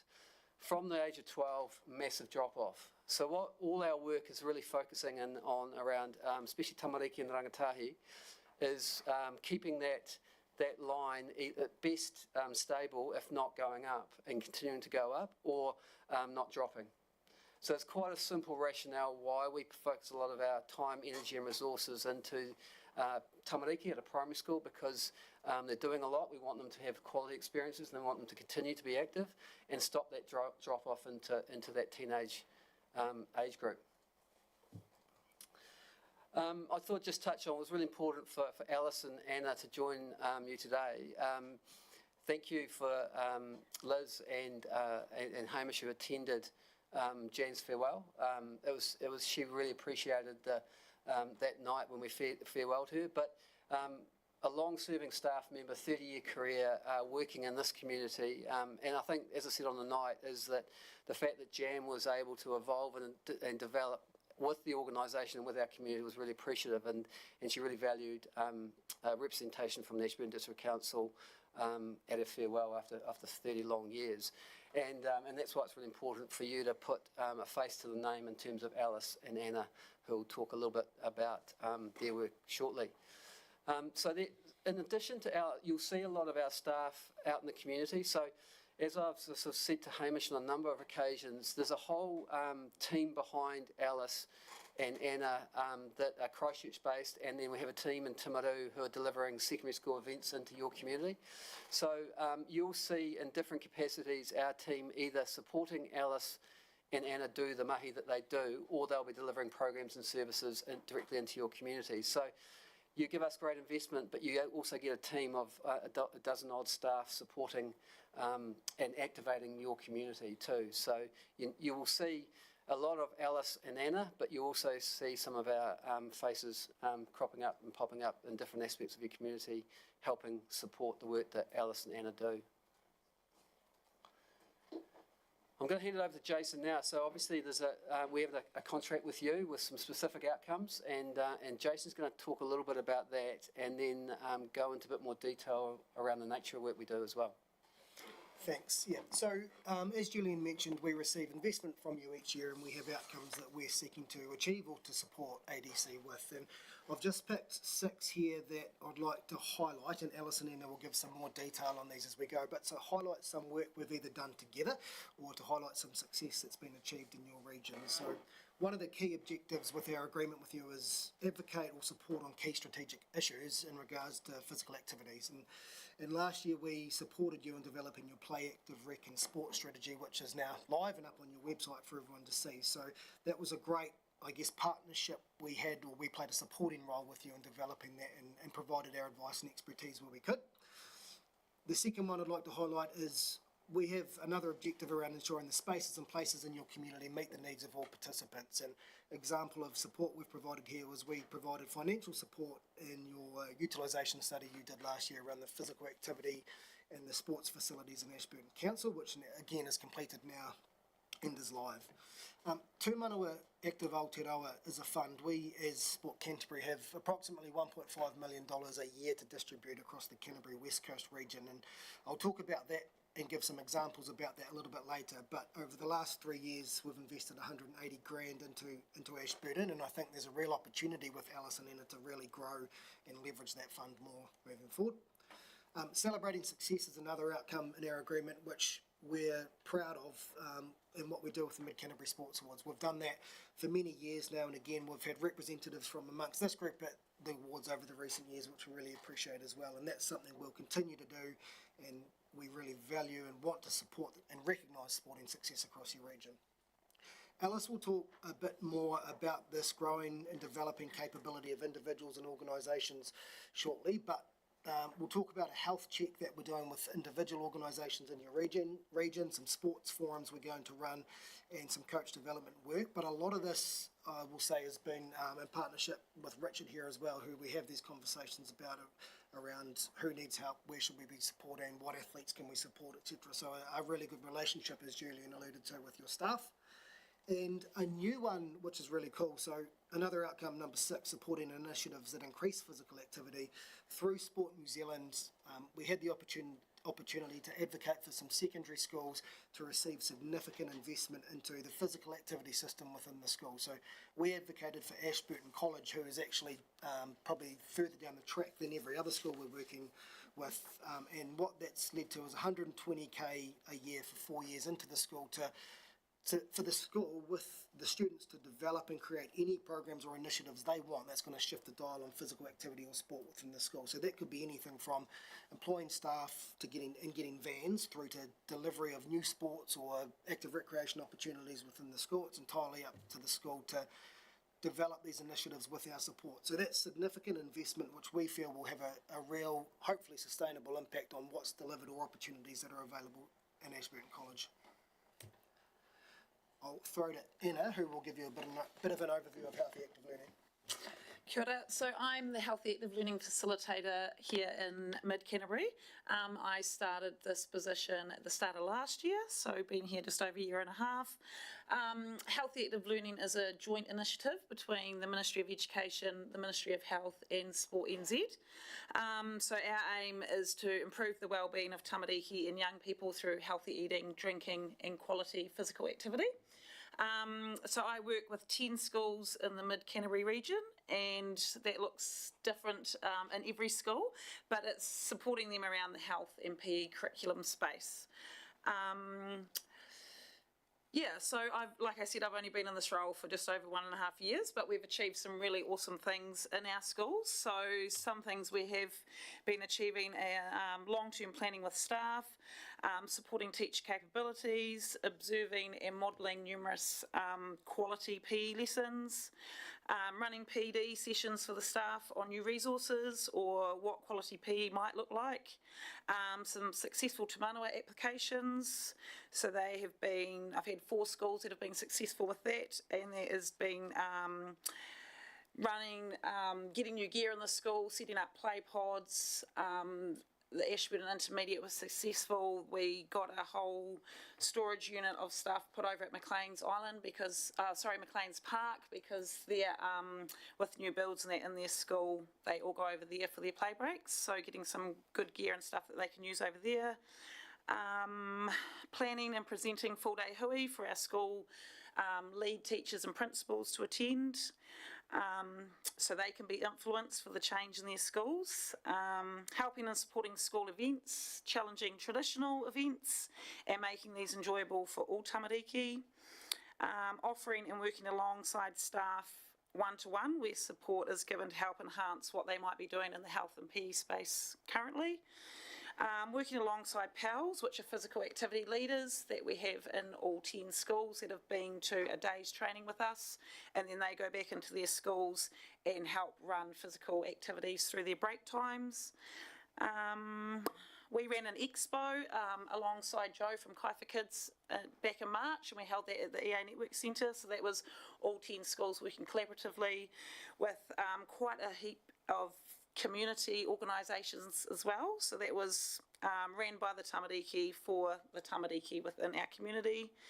And we've just recently rolled out surveys in all 10 schools that are capturing the voice of staff, tamariki and whānau, which has been really beneficial for my work, then going in and seeing what's come from these surveys to then develop next steps moving forward. So moving forward, if we can influence senior leadership, Board of Trustees and principals in our schools, then hopefully the higher the impact of creating change moving forward with these schools. The other part of Healthy Active Learning is support from Alice and Kayla, who's based out of Timaru but does half of her time in Ashburton, and that's around supporting the schools to connect with community sport and physical activity providers to increase the opportunities for our tamariki in schools. I think the other point to make about healthy active learning is that in the cohort that we got offered by Sport New Zealand, Mid Canterbury wasn't part of. So out of resourcing our own Sport Canterbury resource, we made sure that we brought healthy active learning to Mid Canterbury. So the government identified that Mid Canterbury wouldn't be one of the regions that the schools would be receptive to delivering healthy active learning, but we made that commitment out of Sport Canterbury's resources.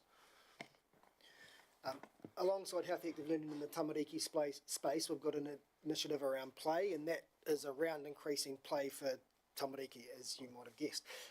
What we are doing there is we're supporting councils or TAs across the region to develop strategies around play or play active rec and sport, depending on where they're at, which you already have, which is fantastic. And through Sport New Zealand, we've been able to resource local government play roles who work inside councils and 3 TAs across our region so far. And the purpose of those roles are to bring to life play in all units in council. So if the roading team is putting in a new road, how are they considering play? If a new car park's being built, how are they considering play? If a drain's going in, how are they considering play? Where are we planting our trees? So the purpose of that is to bring play to life throughout the whole council to try and make play top of mind for all business units and staff within council when they're thinking of what they're doing. Sport. So sport, that's where I come in. So my role here for Ashburton is Mid Canterbury Advisor. So everything I do is around play, active recreation and sport, along with the Community Connector role, which is a part of that healthy active learning that Anna talked about. So through my role, they really do cross over and work really well together, because at the end of the day, everything I do is community based.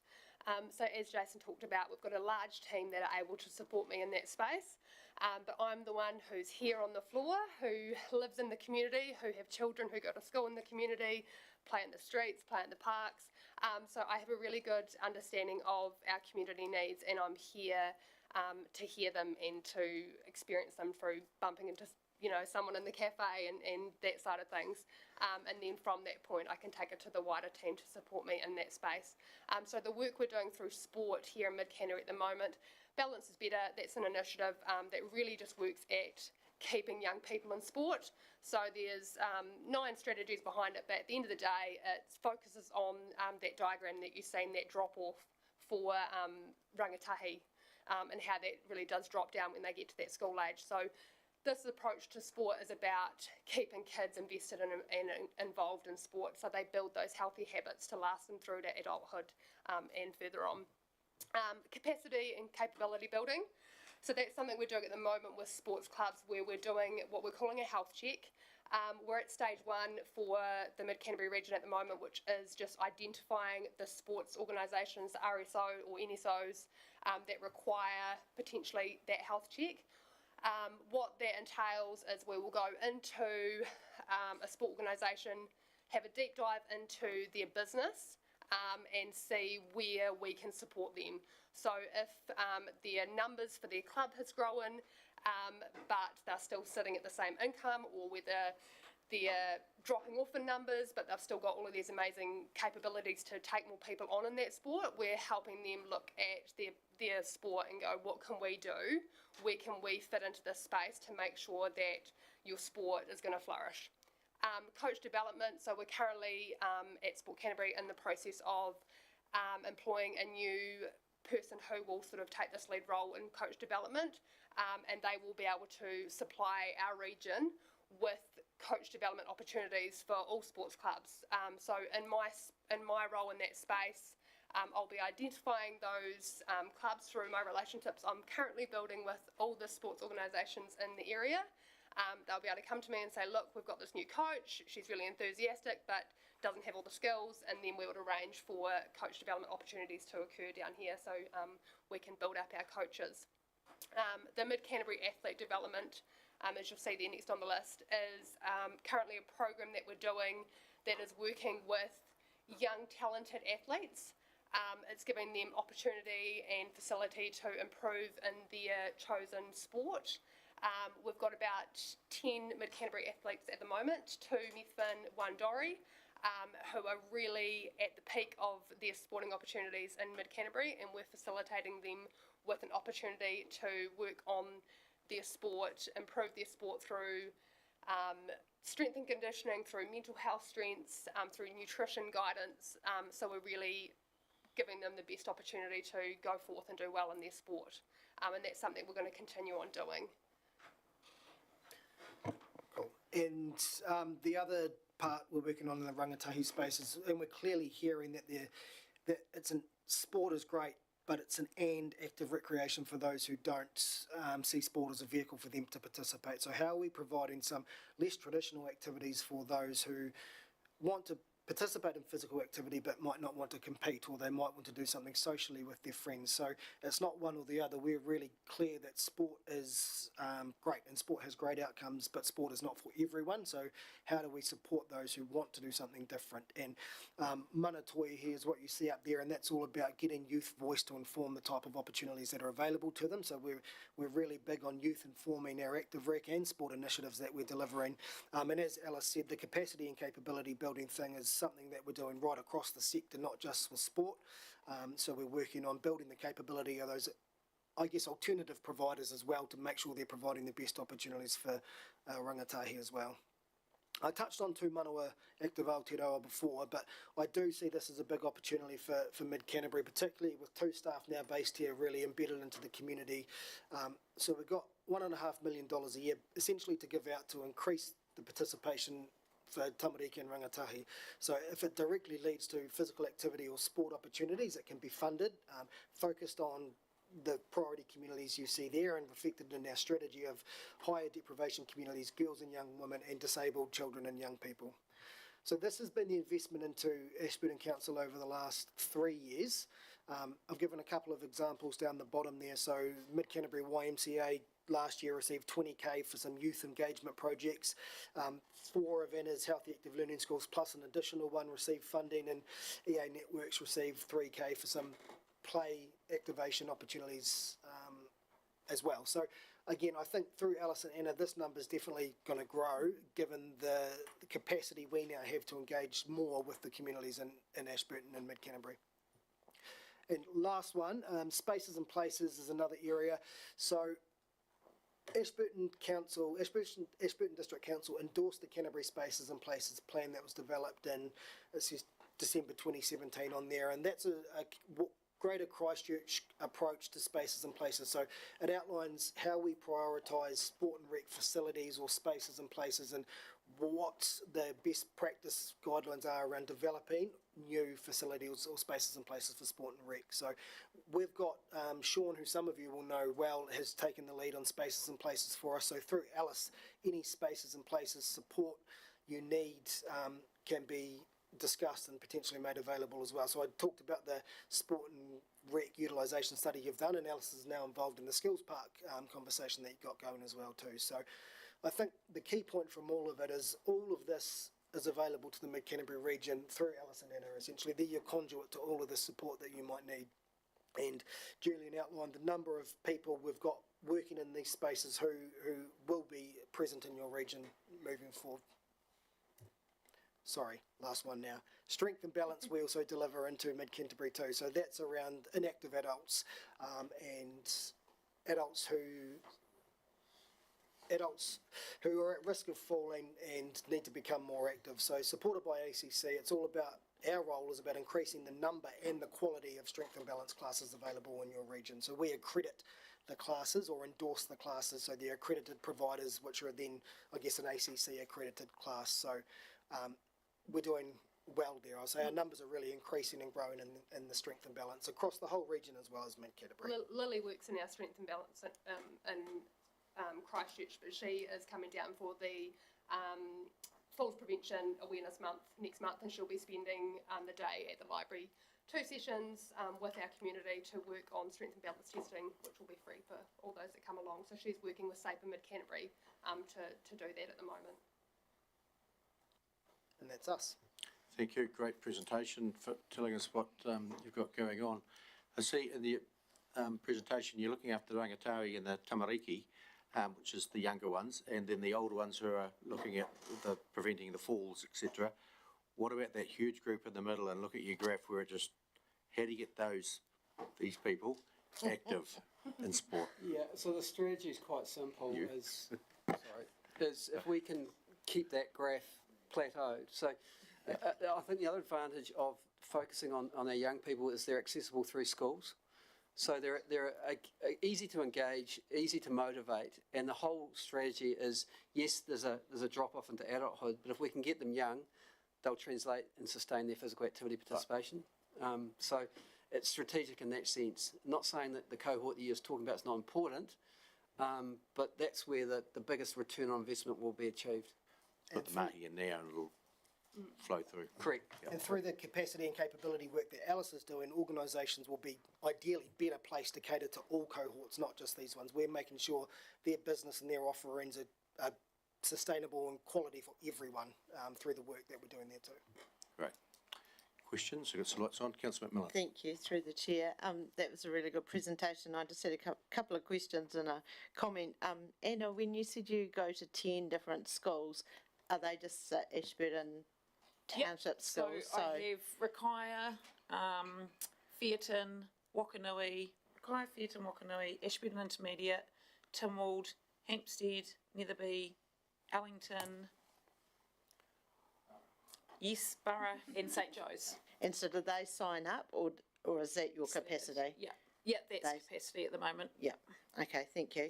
The comment there is we do a lot of work around the willingness of the school to engage, their appetite to make a difference, and that goes from leadership at a principal level, board of trustees, as well as the staff. So we spend a lot of time talking to the schools that need the help, but also they've got to buy into support as well. Understand that, that's good. At the last local government conference, I went to a session where their Christchurch City Council play ambassador, I think she was, made a talk about sort of, as you mentioned, you know, places all around the district that are traditionally not play areas being thought of as play areas. So that was really good to be linked in. And I just also wanted to say thank you to Alice for coming along to our bike skills meeting. She's made a huge contribution in just the 2 meetings that she's been to and has really helped us with sort of what our vision is and what the project goals are. So thanks, Alice. Well done. Councillor Cameron. Thank you. I noticed on the investment slide, thank you very much, the $180,000 invested. We started at 79, I think, 3 years ago, and now we're down to 46. Is that, then we're going to go back up again, or what's the trend with that, please? So there is no real trend essentially. The caveat there, I guess, is we have $1.5 million to give out and have over $4 million applied for every year. So it's a competitive process, and I think so. We probably had a big push at the start of explaining the fund and making sure everyone knew what it was, and then it was essentially on the communities to apply. But now with Anna and Alice both here, we're really actively pushing the growth of that fund. So if we don't see that fund go up in the next year again, we've got a problem. Not a problem. I think we will definitely see it go up in the next year. And Anna and Alice, you live and work in Ashburton, but Yes, yeah. Oh, great. Yeah. And I think my connecting with the sports clubs that I'm working towards getting all the sports club, all the community organisations really in a good relationship with, is they're going to have the opportunity to say, right, we've got this project, how can we apply for it? And I'll be along with them on that journey to support them in their application. To go, we need to say this, this and this to be able to have our best shot at getting the funding for that. Okay. Same with me through the schools. Yeah. Supporting them with those applications. Making sure we're on top of them. Yes. When I look at that awful graph that shows that we're not carrying on with our exercise, I grew up in a time, and probably most of us sit around the table, where we all did sport because there's nothing else to do. But we're probably not all doing very much sport now. So that's a bit of an ask, isn't it? Because a lot of people now, not everybody is doing sport, but we want to flatten that out. And if you look at my generation, it's reflected in that table, isn't it? So somehow we have to reverse that table with a lower base, if you like, which will be harder to... Te Manawa funding actually supported the Mid-Canterbury netballing doing walking netball, which was targeted at women and girls. So getting more women active in an ability in a sport that they were still interested in and physically able to do. So that's an example of... Thank you. And I have one more comment to make. Earlier in the day we discussed the green prescriptions, and the green prescriptions are no more because they're no longer funded. Do you have a view on that, and do you have a view on how we can help? We're talking about our older populations. Just I've been approached a couple of times by older people who find going to the swimming pool and doing their exercise, which they think is helpful, is getting expensive. That question should be directed at Te Whatu Ora. So we were heartbroken after 27 years of delivering green prescription to have that program that we thought was actually making and changing people's lives taken away from us. So that decision was taken out of our hands. We let 13 staff go in September last year after 27 years of a program that we thought was ours. Terrible, yeah. Do you? So my question really came from: have you documented any deterioration in that group's health, or do we know what's happened to those people that were taking advantage of the green prescriptions? Oh, it's still early days. Okay. But September last year we stopped green prescription delivery, and that was in mid-Canterbury, but also in Canterbury as well. We're still delivering it in South Canterbury because the South Canterbury arm of Te Whatu Ora have continued to invest in it. Is that interesting with regards to postcode health, that initiative that, the Te Whatu Ora was supposed to be getting rid of postcode health, I understand. That's a little bit unfair to have that question asked, unfortunately. No, I'm not. I'm asking if my question was not drat. It was, do you notice a deterioration in older people? It was just see if you'd observed anything. It really was my question related. I'm sure people are going to be missing out. No question. I mean, we had 4,500 patients across our region every year engaged in green prescription. So we thought we were changing lives for the better. Councillor Lynette Lovett. Yes, I'm just noticing that you're engaging with the disabled, but there's another group of children at school, which I know about, that are in intermediate and college that are getting bullied, that do not go out in the playground. They have special areas. Is there anything you can do for those children to keep them active? Because they can't go out with the other kids, and it is a trending thing, which is one sad. of the roles as community connector within the Healthy Active Learning space is to do playground mapping. So Kayla has been into a school today actually looking at the playground and looking at every area of the school and activating play in all of those spaces so that it's more inclusive. So the kids who don't necessarily want to play rugby and that's all that's going on, what other activities are going on in the school and in the area. So really making it more viable for all different people to be able to have a space to play. And that's also where Tū Manawa can come into play as well, to activate those inactive children, and hopefully through the Active As initiative, particularly, that's only in Ashburton College, but that should be inclusive of all rangatahi and tamariki in that school, and should be having different opportunities and different initiatives or interventions to make sure those students that you talk about have opportunities too. That's good to know, because I know of several children sitting in a space on their own, away from all the other kids, and it's sad that's happening at lunchtime, all playtimes, and they don't get out to be able to play. It'd be good to get them doing something. Okay, Councillor Hooper. Thank you. Do you see devices as your biggest enemy? One of them for sure. You walk into a school, particularly an intermediate or a high school, and you look around at lunchtime and that's all they're doing, right? So I think it's, again, really early days, but we need to learn how to embrace technology. It's not going away. So how do we use technology to increase physical activity? And that's something that we don't know the answer to yet, and Sport New Zealand is working on this as well, but completely acknowledge it, not sure what the solution is. Yeah, well, I look at that drop off, and that's, those age brackets there, that just rings so true with that, right? And back in my day, when you thought there'd be as little senior rugby teams and cricket teams as there are today, you wouldn't have believed it. But and it all coincides with timing and devices and that. Also, do you think at Teachers College for primary school teachers, there's not enough emphasis on PE, and that's where you're having to pick up some of the drop balls, so to speak? Completely. Excuse the pun. Completely, and that's the other side of, we're almost the ambulance at the bottom of the cliff through Healthy Active Learning, rather than the preemptive stuff that would fix this. But this is an ongoing conversation that Sport New Zealand are having with the Ministry of Education, and it just doesn't seem like it's going to change anytime soon.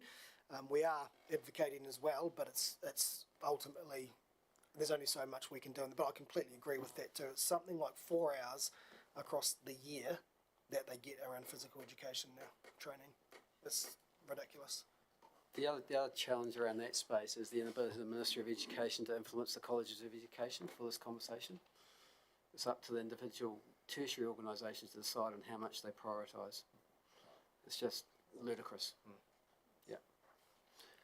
But again, that's what Anna's trying to do, is help teachers to be better at delivering quality experiences for And I think too, in the last year and a half, the changes that we've made in these 10 schools is already really, really beneficial.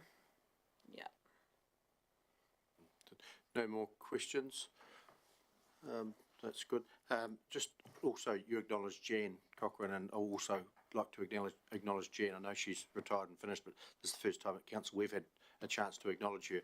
I know I wasn't at the farewell for you were cycling in India, weren't you? I heard. I was. Would have liked to be there, but I was away cycling. Oh, motorcycle. I thought you walk the talk, man. Come on. Keeping fit in India. So yes, 30 years is a great achievement for Jan in our community, and it hasn't gone unnoticed. I sent good representatives along on the night to convey our good messages. So yes, she's done a lot of 30 years dedication to our district. So this is the first formal time I've had to acknowledge Jan for the work she's done, and you've also acknowledged that. So well done to her. And also, we're about to break for a cup of tea, so more than welcome to join us. So Julian, Jason, Alison, Anna, thanks very much for coming in today and sharing that with us. It was very, very informative, keeping us up to date with what's happening sport-wise in Mid-Canterbury and what you're doing and how we can help as well with different things. And Liz mentioned, Alice, with the bike track, skills park. Yeah, how much you're contributing there, which is great. So we'll break now for a cup of tea, and more than welcome to join us and carry on with the kore.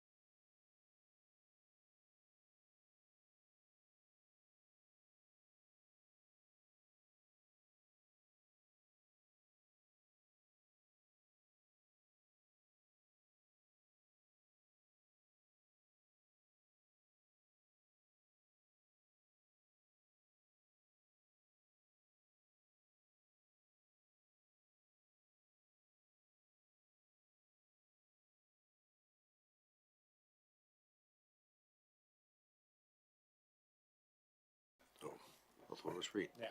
Welcome back, everybody, from the afternoon tea break. And we've got item number 15, which is the financial reports. Welcome, Erin, Leanne, again. And we'll just go through page by page. Start at page 105. Just stop me when you get to something you want to discuss. Obviously, it's only 1 month in, so there's not a lot of activity there yet, but we need to be seeing activity as the year progresses to see that we're going to get it all done by year end. Just following up on our previous conversation, so. Which is one thing? Yeah. I wonder whether Erin or Leanne, you might just like to let councillors know what happens to the carryovers and the approved budget for future reporting. Okay, so from about September's report, there should be the carryovers go into what we call the forecast budget, and then that's what we report against in the variance report from there on to the year end. So when there's spending on those carryover items, it's not making the budget or the actual budget look wonky or overspent. That's basically it. Yes, and the effect of adding it to that means that councillors are able to monitor both the carryover and this year's work program or this year's budget via this variance report. So I was just sort of clarifying that that's included following the decisions you made earlier in this meeting. Thank you. So the numbers get included and they don't get separated? They Correct, through the chair. It's one variance report, so one budget, which is one now number. forecast. Yeah, thank you. So your capital expenditure will significantly increase. Yeah. Page 106 and 7. Drinking water 108 and 9.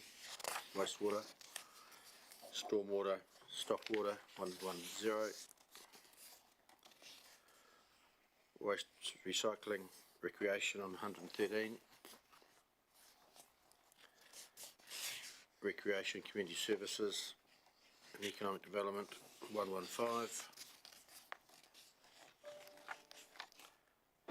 Parks and open spaces 116. Community governance 117.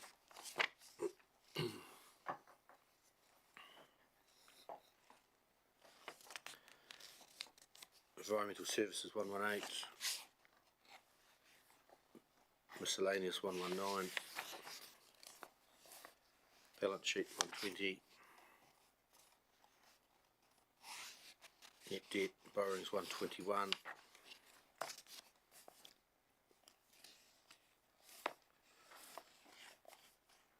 Council investments 123.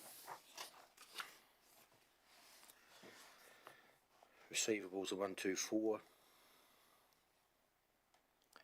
Just a question on receivables. I'm looking at the other debtors graph plus 3 months. It's looking quite large. Through the chair, there is a receivable there for a subsidy on the new building that's we're chasing at the moment. Just somehow it's slipped through. Possibly name change between entities or something like that's caused a wee bit of an issue. I think it was a process that had to be followed to reset the completion date, and because the date had gone past the original date, then Otakara and Aotearoa had stopped paying until that date, the paperwork to reflect the new date had been confirmed. So it was that delay, I think, that stopped the continual flow of that money. So no alarm there then? No alarm whatsoever. No, I touched base this morning and no alarm bells, but just final bit of process to happen. Thank you. Great. Receivable summaries continued, page 125. Chris, any questions on any of that? I went through it reasonably quickly, but can go back if need be. Look, someone like to move that we receive the July 23 variance report. Councillor Cameron. Councillor Ellis. All those in favour, please say aye. Carried. Thank you. Thank you very much. Item number 16, Mayor's report. There's a recommendation in there. The first one, Council appoints the Deputy Mayor's proxy to vote on Council's behalf at the RDR Management Limited AGM on the 17th of October 23, with the Chief Executive as the alternate representative. Councillor Cameron? I'll move that. Councillor Todd? fairly standard for the AGM to give the Deputy Mayor the proxy. The Mayor can't be because he's just a Director of RDR. So all those, I'll put the motion, all in favour, please say aye. It's carried. Thank you. Any questions on the Mayor's report? Do you want to move the recommendation? I've got a question. Oh, no, I've got a comment. Okay. Oh, well, we'll move the recommendation as well. Isn't it exciting? No Mycoplasma bovis in the county. Actually, in the country. In the country, yeah. As well, yeah. That is, it's Yeah. It's been an achievement. We've been meeting when Bovis was full on. We used to meet monthly with various affected farmers, MPI, Dairy and Z, Beef and Lamb, fed farmers, all in this room, and Rural Support Trust listening to what was coming in. MPI were here too, obviously, to what was happening on the ground and trying to get that connection, because at the very start it wasn't a good process, but by the time it got to the end, or even 3/4 way through, the process was sorted out and it was progressing a lot better. So our meetings that we were having were making a big difference. And now we've had 3 months, I think, of no bovis. Still testing is still carrying on. Yeah. They're not letting, they're ramping the program down, but the testing is still carrying on, hoping they don't find any more. Hopeful they won't find any more. But so I think it's another 3 or 4 years of testing yet to go. Oh, wow. How many farms in Ashburton District in this area had bovis, do you know? Oh, it's a guess, but probably 25 or 30. Oh, yeah.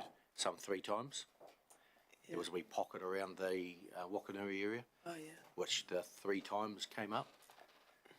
So once the feedlot was cleared, then what was the last? Well, I shouldn't say it's the last property to be cleared, but it was they're wanting it to be the last one. It was cleared, then they found another couple after that, yeah, in proximity. So, yep, no, it's good great program. work. Not finished, but got 0 cases and hoping it'll stay that way. Yeah, and now the group's been put into recess and come back if required. You move to Mayor's report. I was just going to ask a question, if that was okay. Yeah. The Choose Localism campaign that you had this week. Yep. Can you just Sunday, give us Monday in Wellington. overview of that? Yeah, the Chief Executive and I were at that in Wellington.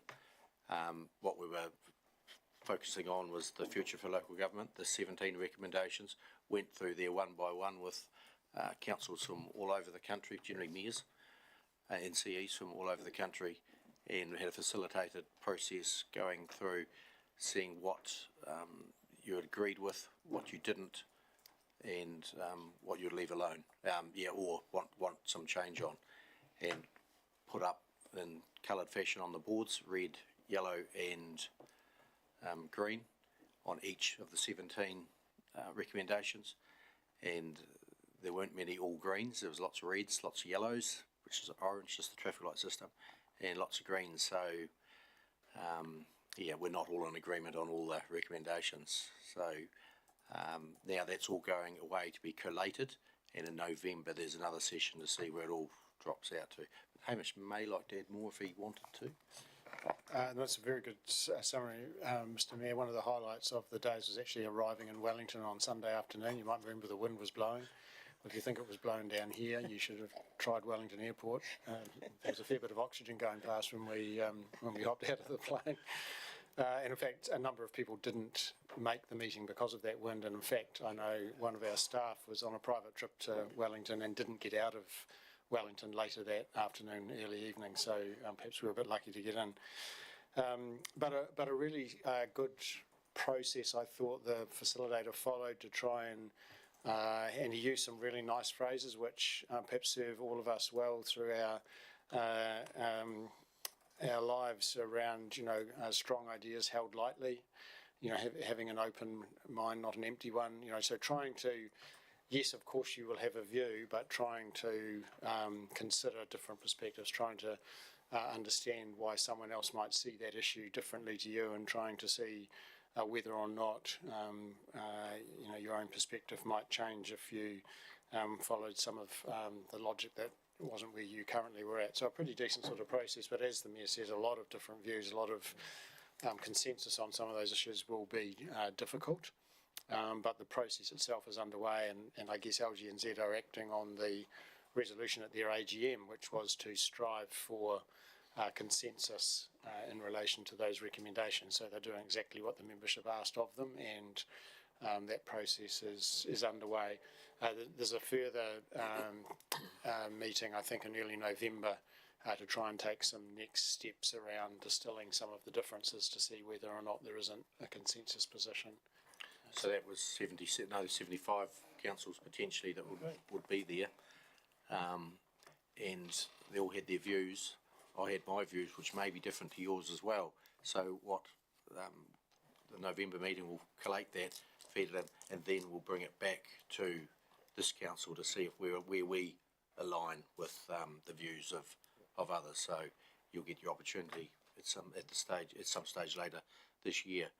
At the stage it was my views and Hamish's views, which could be totally different views too.